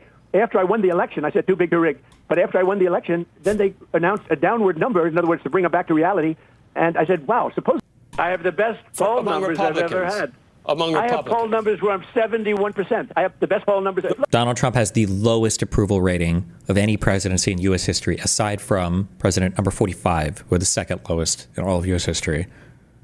So I don't know where he's getting this from, but those are among Republicans. No. Among Republicans, I have 94 and 95%. No, I'm talking about generally. Let me put it this way: there was a gentleman on Harry Emden yesterday on CNN, and he went crazy over how well Trump was doing. Now, you don't put that on because I think CBS is a shade. Actually, CNN's a shade better than. Trump's EO on ending the de minimis exemption is already affecting jobs in the shipping industry. I was laid off last Friday. My conservative coworkers are okay with it, even the ones that got laid off. Why does MAGA always ignore the damage of bad policy? I don't know. What is the de minimis exemption? I feel like I've heard this a few times, and I always look it up and then forget. A Latin term that... No, just kidding. Can't read that. What about this article? Eliminated a global trade loophole that allowed duty-free importation of small packages into the United States. This decision closed a backdoor for Chinese companies like Shein and Temu, which may be forced to pass tariff costs onto the consumers. Trump revoked the so-called de minimis exemption, which permitted duty-free imports of goods valued up to $800. It was widely used by major online retailers over millions of dollars. Oh, okay, gotcha. Rip. Oh, damn. And NBC. I think NBC is probably the worst of them all. But if you check CNN tomorrow, watch Harry Emden, and you'll see about the numbers. But that's okay. We have to defend ourselves, Joe. But there are other. They can cite. Your haters cite polls that have you down in the 30s, Mr. President. Yeah, but they're fake polls, Joe. I had a lot of fake polls. You also have me in the 70s. I have fake polls. I honestly don't know whether Donald Trump is legitimately that stupid that he can't see that his polling is completely underwater, or if he thinks his supporters are that stupid that he's trying to convince them that he's got over 70% support. Either way, not great. The reality is that no, Trump's support is not over 70%. His support is at an anemic 37% among U.S. adults. He's fallen into the 20s with independents. He's at a jaw-dropping 2% with Democrats, and he's even fallen into... Thank God. That's what the fuck I want to see. The 80s with Republicans, although still enough to shake your faith in humanity, that 89% of Republicans support this guy, all of which is to say, no, Donald Trump's... Dude, this is unshakable.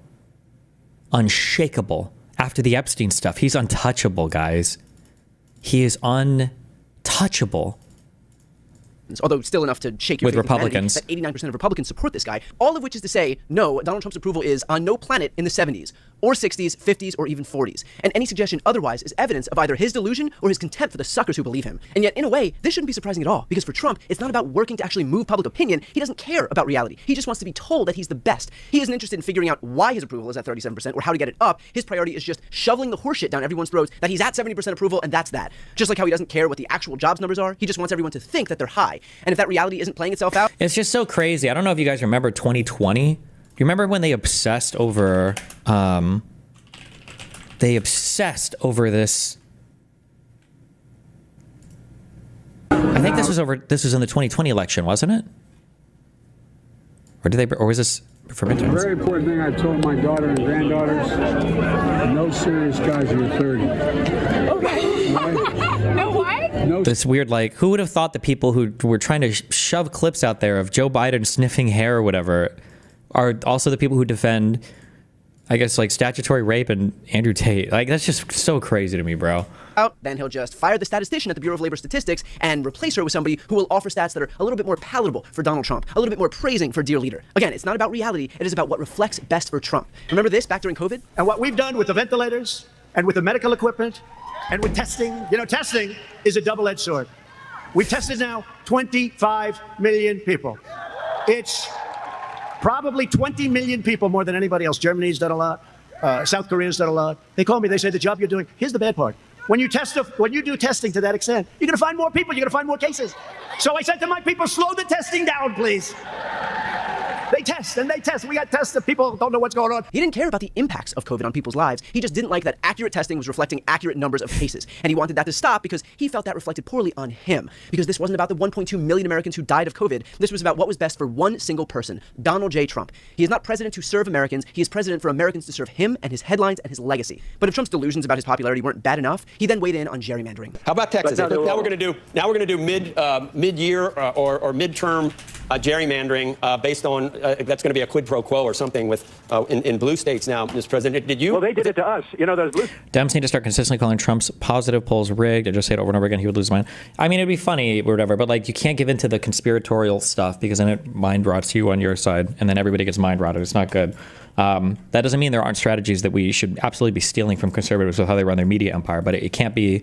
There are certain concessions that once you've made them, you've lost everything, and one is the conspiracy bullshit, I think. But I understand what you're saying. Yeah. States that you're talking about.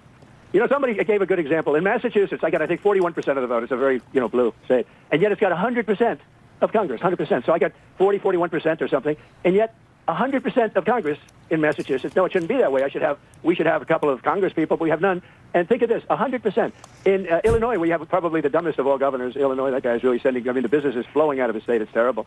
It's a terrible thing that Pritzker's doing. He was the black sheep of the family. They threw him out of the business. But in Illinois, what's happened is terrible what they're doing. And you notice they go to Illinois for safety, but that's all gerrymandered.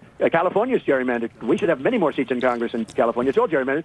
And we have an opportunity in Texas to pick up 5 seats. We have a really good governor, and we have good people in Texas. And I won Texas. I got the highest vote in the history of Texas, as you probably know. And we are entitled to 5 more seats. I don't know. I have to check. Yeah, I agree. It's cringy to say this, I think, because it's very, young white man coded, I guess. But no, it's not really, actually. Democrats need to leave the PC environment behind. Many people move to the right due to the PC wave and people getting the feeling they aren't allowed to speak their mind. I don't even think it's so much that people feel like they can't speak their mind. I think that people just don't like soy hand-wringing. People just really don't like it. I don't like it. People in general don't like it. And I think yeah. I feel like we've done a much better job at kind of moving on from that. We haven't disavowed it, but I feel like it's not as much a part of, at least the mainstream Democratic Party. I think that's actually another huge benefit to excising all of the weird tankies out of our movement, is that then the really cringy idpol people can also kind of move in that direction too, so that you have less association with them. On that, and they expect. Check it. Why don't you check it, Frank? The fact checkers expect us to check everything you say on the phone. I want you to but check for 4 years, those fact checkers didn't fact check anything that was said about. We don't need to relitigate that either. But they expect fact checking. Why don't you 5 more seats? I don't know. I have to check on that, and they expect. Check it. Why don't you check it, Frank? The fact checkers expect us to check everything you say on the phone. I want you to but check for 4 years, those fact checkers didn't fact check anything that was said about. We don't need to relitigate that either. But they expect fact checking. Why don't you check it? Okay, because I'd like you to. I got the highest vote in the history of Texas, okay? That he's entitled to 5 seats. The voters aren't entitled to have their voices heard. That would be far too small d Democratic. Trump is just entitled to power. He's owed it. Oh my God. Where did Newsom? Newsom came out fucking swinging on this one. I love this guy's fucking Twitter account. Oh, he's got it pinned. Or is it just his last tweet? Blue states with 0 Republican House seats. Massachusetts, Rhode Island, Vermont, New Hampshire, Hawaii, New Mexico, Connecticut, Delaware. Blue states with 1. Blue states with 2 to 5. The reason Democrats are screaming for Texas redistricting is because Democrats have almost nothing left to gerrymander. Oh, cool. I can do that too. Red states with 0 Dem House seats. Oklahoma, Arkansas, Iowa, Utah, Nebraska, Idaho, Montana, West Virginia, Alaska. Red states with 1 Dem House seat. For no reason other than the fact that he wants it. And so as a result, Mr. President, what kind of teeth, though, are in those investments? What kind of teeth are in those investments, meaning that would force the EU to make those investments? If they don't make those investments, what happens on the other side? Well, then they pay tariffs of 35%. No, they brought down their tariffs. So, like, what does this even mean? This isn't real, by the way. This is just not real. This will never materialize in any real thing. No one will give a fuck.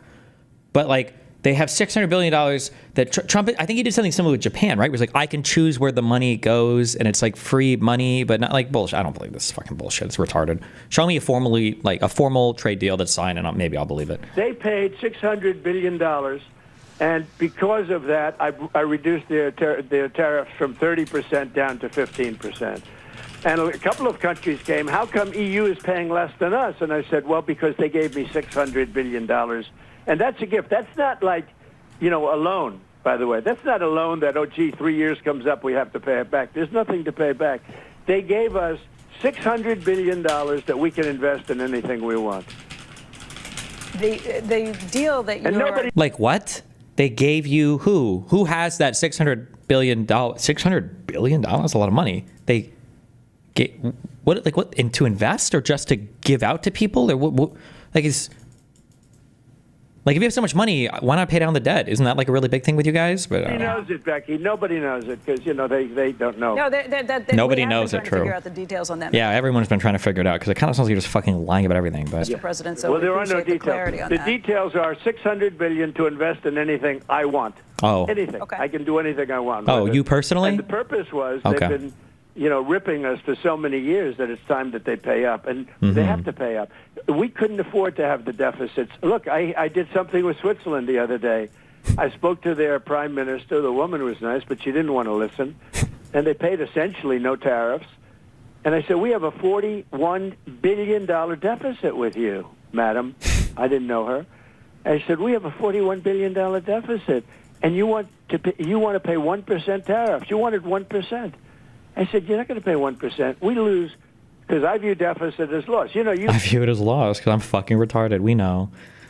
You have some people, by the way, I think Pharmaceuticals are a big issue with Switzerland. I think. Well, Roche I'll and go into Novartis. pharmaceuticals. Yeah. They make a fortune with pharmaceuticals, and they make our pharmaceuticals in China and Ireland and everything else. And within the next week or so, we're going to be announcing tariffs on specifically.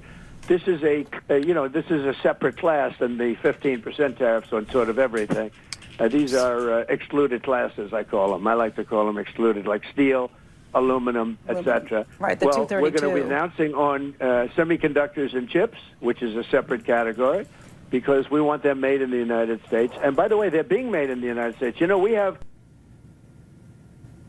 Imagine all the stories we will get when Trump dies. You know what the sad thing is you might not actually get that many, because the type of people I think that tell stories about people are like people that are kind of ratting on the corruption and everything. But Trump is like so fucking retarded, and everybody around him is using him. Like, I feel like the only people that would be there to tell stories are the people that directly benefited from it. I don't know if they would say anything. Jesus.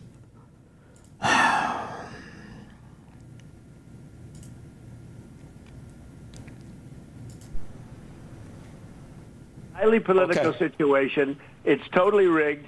Smart people know it. People with common sense know it. But if you look at the jobs report last week, it did show a 1.7 million drop-off of foreign-born workers from March to July. And That's a those great number, foreign-born- by the way. That's a great number. Because it means we're putting Americans to work, by the way. That's a great number. Because it means we're... March to July. Report last week, it did show a 1.7 million drop-off of foreign-born workers from March to July. And those Do you hear the zero-sum game? Oh, foreign-born workers are losing work? That's good. That means U.S. workers are gaining work, right? For a Republican, if you were to show them, did you know that Europe lost $100 billion in business or whatever? That would be a good thing to them. It's like, oh, well, they lost it. The U.S. must have gained it, right? Everything is zero-sum for these people. Great number, by the way. That's a great number. Because it means we're putting Americans to work. All right, so he likes some numbers, doesn't like some numbers. Caleb, just to be clear.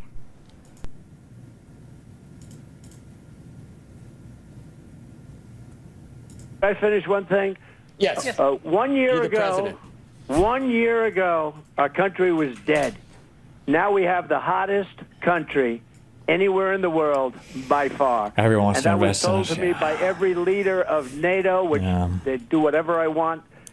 Can you name 5 NATO countries, Trump? Just 5. That was told to me by the King of Saudi Arabia, by the leaders of UAE, by the leader of Qatar, by many, many. We were a dead country 1 year ago. We're today dead, we're the hottest and now we're the country hottest, anywhere in yeah. the world, and I'm very happy to help.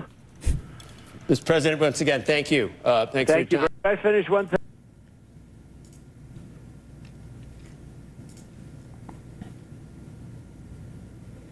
Trump doubles the tariff on India to 50%, sparking outrage in Delhi. U.S. President Donald Trump doubles tariffs on Indian goods to 50% as a penalty for its purchases of Russian oil, escalating a fight with a key Asian partner and sparking outrage in New Delhi. This is a sanction, not really a tariff. Feels like a sanction, but okay. I know it's through tariffs, but signed an executive order imposing a 25% tariff on Indian imports that will stack up on top of the 25% levy. I like how these numbers are all just like a game and good memes.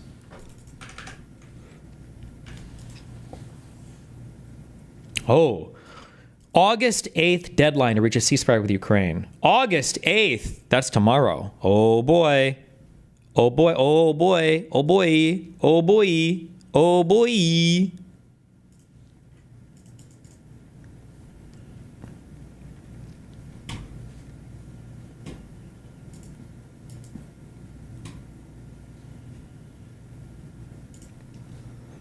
Trump trade war, tariff deadlines, and key upcoming events. I don't care. Don't ever link me these because they're always changing. Don't give a fuck. As of midnight this morning, President Trump's tariffs on dozens of America's trading partners are in effect right now. A variety of products will be hit, from European appliances to Japanese cars to toys from China and TVs from South Korea. The overall average effective tariff rate is now more than 17%, which is the highest level in nearly a century. Meanwhile, Trump announced yesterday he will double tariffs on India to 50% due to the country's purchases of Russian oil. That is set to go into effect later this month. The president also threatened a 100% tariff on foreign semiconductors, but he said he would not charge companies who commit to making chips in the U.S. Joe? With us now, let's bring in Treasury Secretary Scott Bessent. Mr. Secretary, thank you so much for being with us. You heard Mika summarize what you already know. This is probably the most significant trade reset on the global stage since 1935. What do you and the president hope to achieve by jacking tariffs up on average at 17% per nation? Well, Joe, first of all, I don't think it's the biggest trade reset since 1935. Where the biggest trade reset was the China shock, and we are just responding to the China shock from the early 2000s. I'm good. What's going on in Texas yet? Have they hung the Texas lawmakers? What is this? To their country with a pass back in legally, and we're doing things that are Have they hanged? Would it be hanged? I think. They're very difficult to do and very complex, but it works really well. We're sending them back, and then they're schooling, they're learning, they're coming in legally. We have a lot of that going on, but we're taking care of our farmers. We can't let our farmers not have anybody. These people that you can't replace them very easily. People that live in the inner city are not doing that work. They're just not doing that work. And they've tried, we've tried, everybody tried. They don't do it. These people do it naturally. I said, what happens if they get it to a farmer the other day? What happens if they get a bad back? He said, they don't get a bad back, sir, because if they get a bad back, they die. I said, that's interesting, isn't it? These are very, I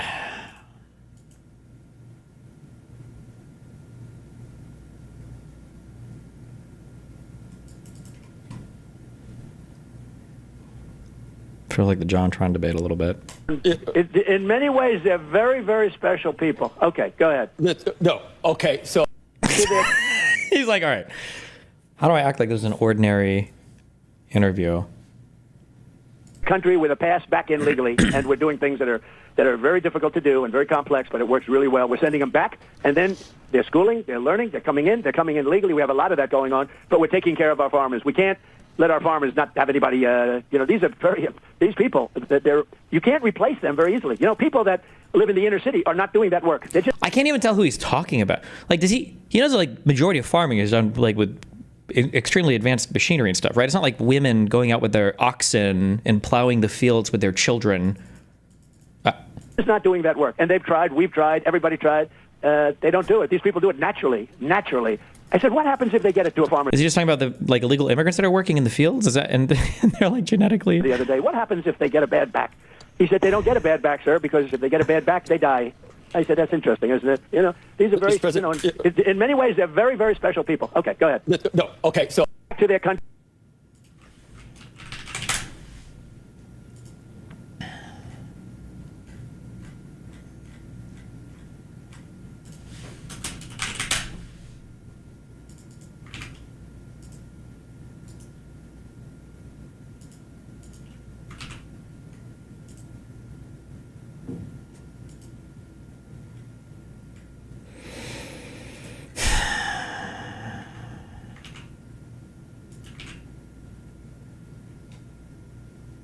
Okay.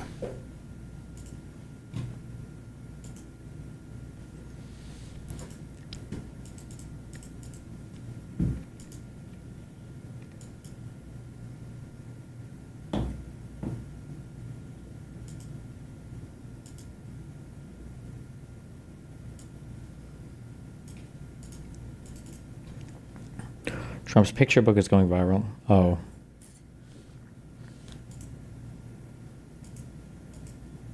Is this for him to explain the Russia hoax or whatever? A lot of farming still is very labor intensive because machines would be too expensive. Yeah, there is a lot of like manual labor in the farming field as well, but like farming is, I think, is an incredibly technologically heavy industry too, though, for a lot of our farming.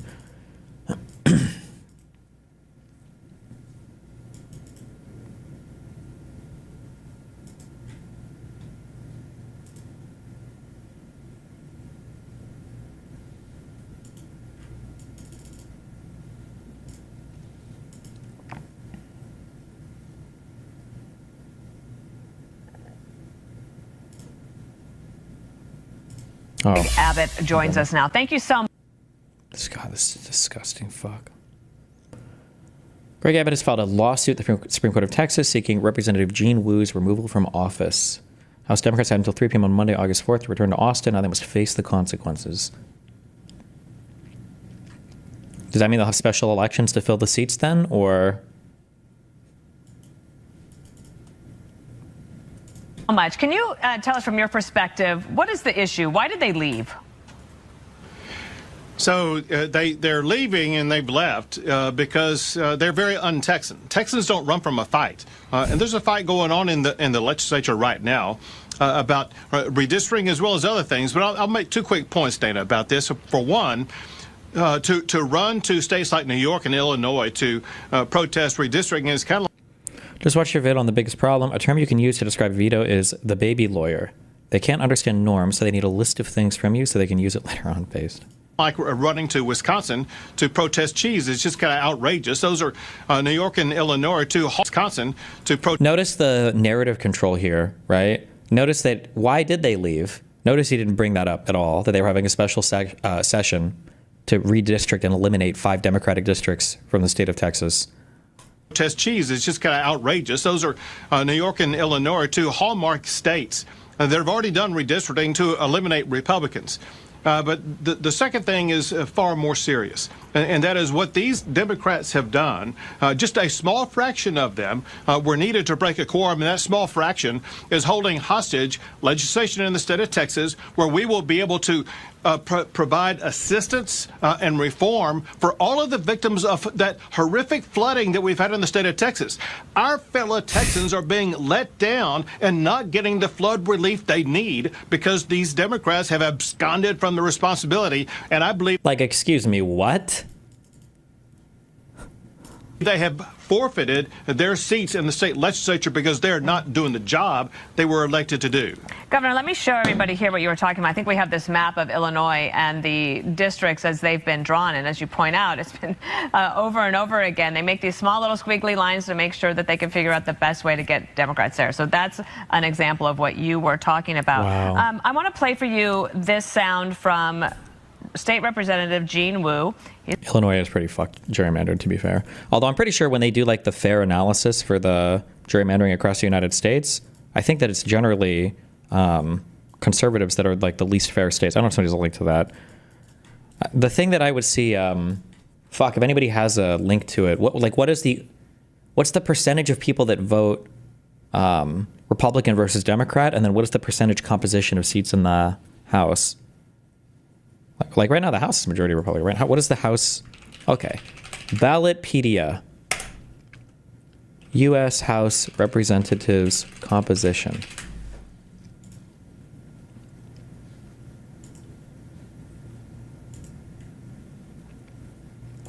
It's 212 to 219.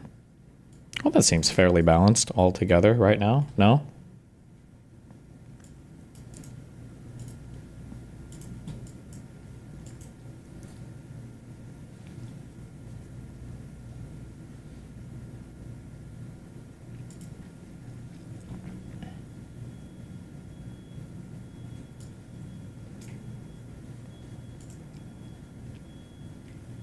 People will argue over, no, they won't actually. I was going to say conservatives just argue over what's fair gerrymandering, but that's not true. They actually don't engage in any conversation of substance about what a fair or unfair gerrymander is. Oh, see, they've got Illinois here as an F. Oh, they give it a B for the House, though. I wonder how.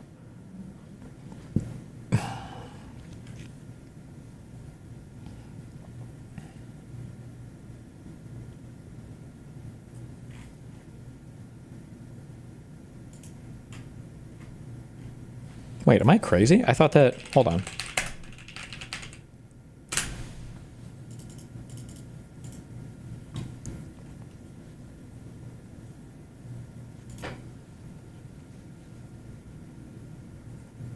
Holy shit, that's fucking edgy.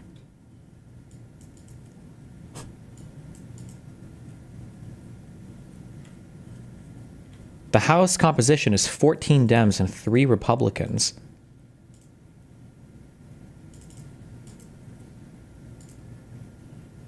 And they give it a partisan fairness as A. Is the voter composition really that off in Illinois? I thought it wasn't.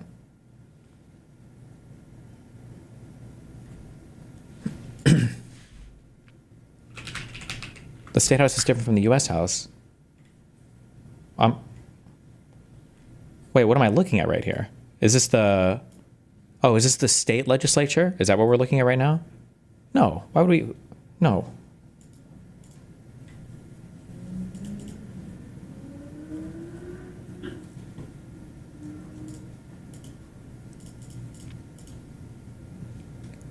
They're probably conservative Dems.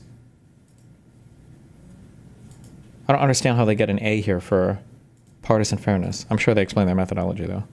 But I'm too lazy. I don't give a fuck. He's a Democrat from Texas. Here's what he said. The tool they're using is a racist, gerrymandered map.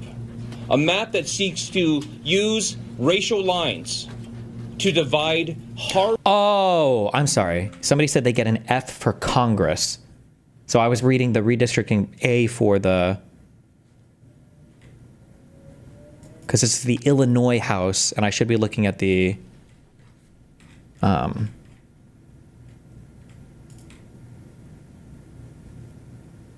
Stop!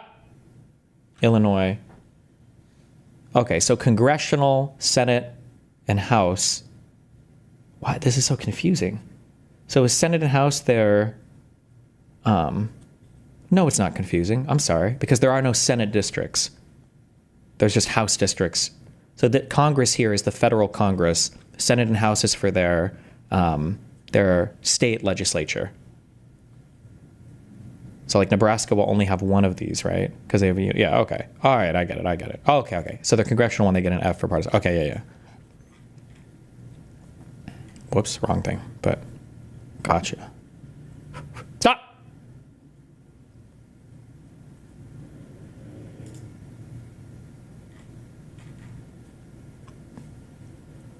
Yeah, okay. All right. Hard-working communities, and Governor Abbott is doing this in submission to Donald Trump, so that Donald Trump could steal these communities' power and voice.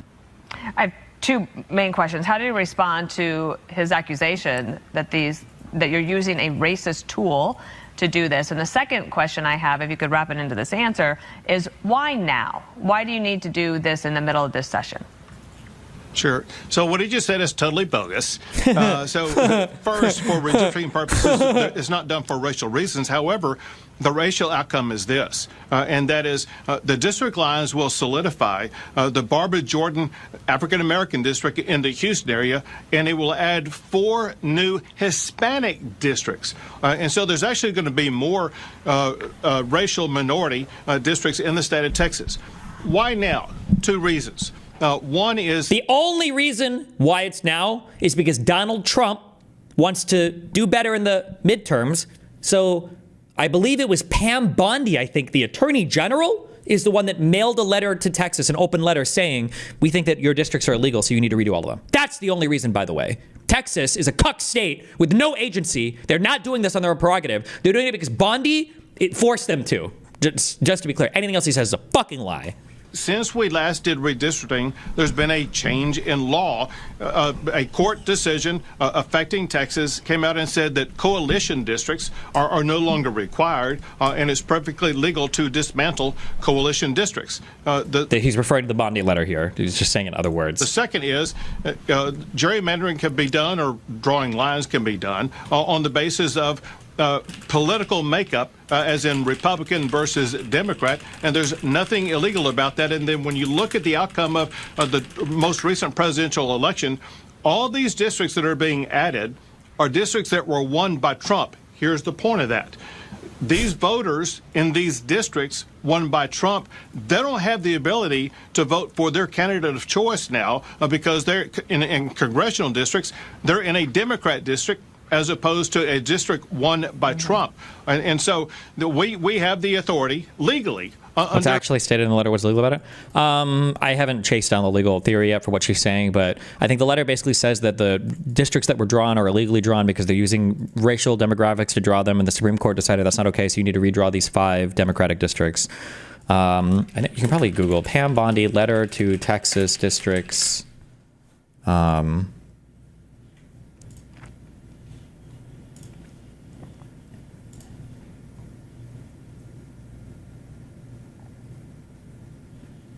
No, it's not this. Am I making this up? I thought it was a Pam Bondi letter. Or was it a letter from Congress? Or...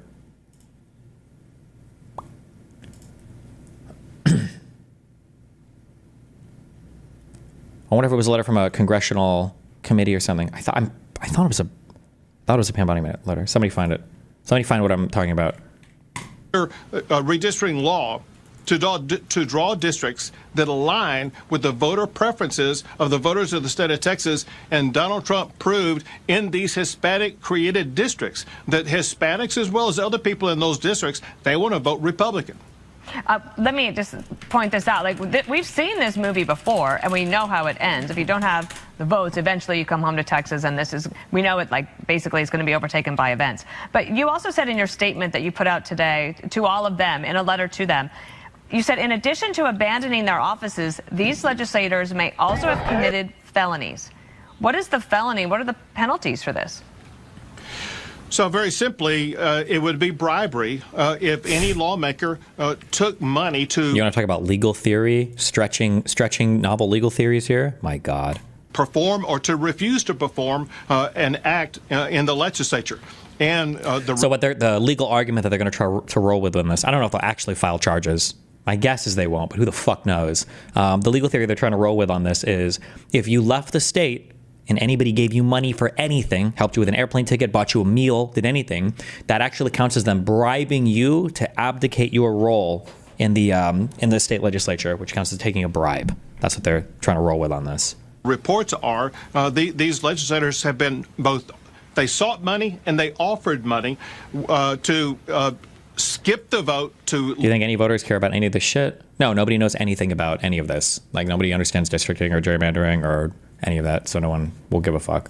Leave the legislature to take a legislative act. That would be bribery. And so the facts will have to come out. But I think based upon comments made by legislators themselves, Would you pay the fine that they are threatening the Texas legislators so that money isn't the reason they're forced back into Texas? Money would never be the reason why they're forced back. But he's trying to say that if somebody did help them pay that fine, that would count as a bribe. I think he explicitly stated the fine or whatever. Yeah. Face a possibility of facing bribery charges, which is... Why did you stop talking about Israel, buddy? Because none of the pro-Palestinians are able to mount any actual arguments relating to the region, so I got really bored debating it. Running a train on all of the supposed world scholars about the issue and finding out that all of them were fucking retarded severely diminished my interest in the issue. But if any of them want to fight about it, let me know. A second-degree felony in the state of Texas. There's one way to cure that, and that is if they get back to the state of Texas and make quorum today at a hearing that we have at 3 o'clock, they can cure themselves of any quid pro quo that would subject them to potential bribery charges. All right, Governor Abbott, well, we'll be watching Martha's show, the story at 3 o'clock Eastern to see if by the end of that show they come back. Thank you so much, Governor. Good to have you. We will be covering the return of...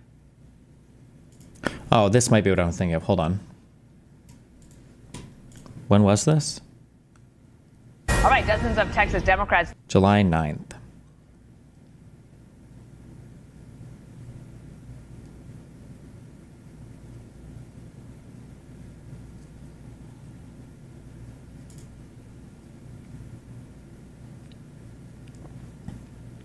So this came from the United States Department of Justice, letting Texas know that they need to redistrict 5 of their districts. This letter will serve as formal notice by the DOJ to the state of Texas of serious concerns regarding the legality of 4 of Texas's congressional districts. I think it ended up being 5, right? All of these are Democratic districts. Crazy, huh? And they want to be redistricted in a way that make them all Republican. Crazy how that works, huh?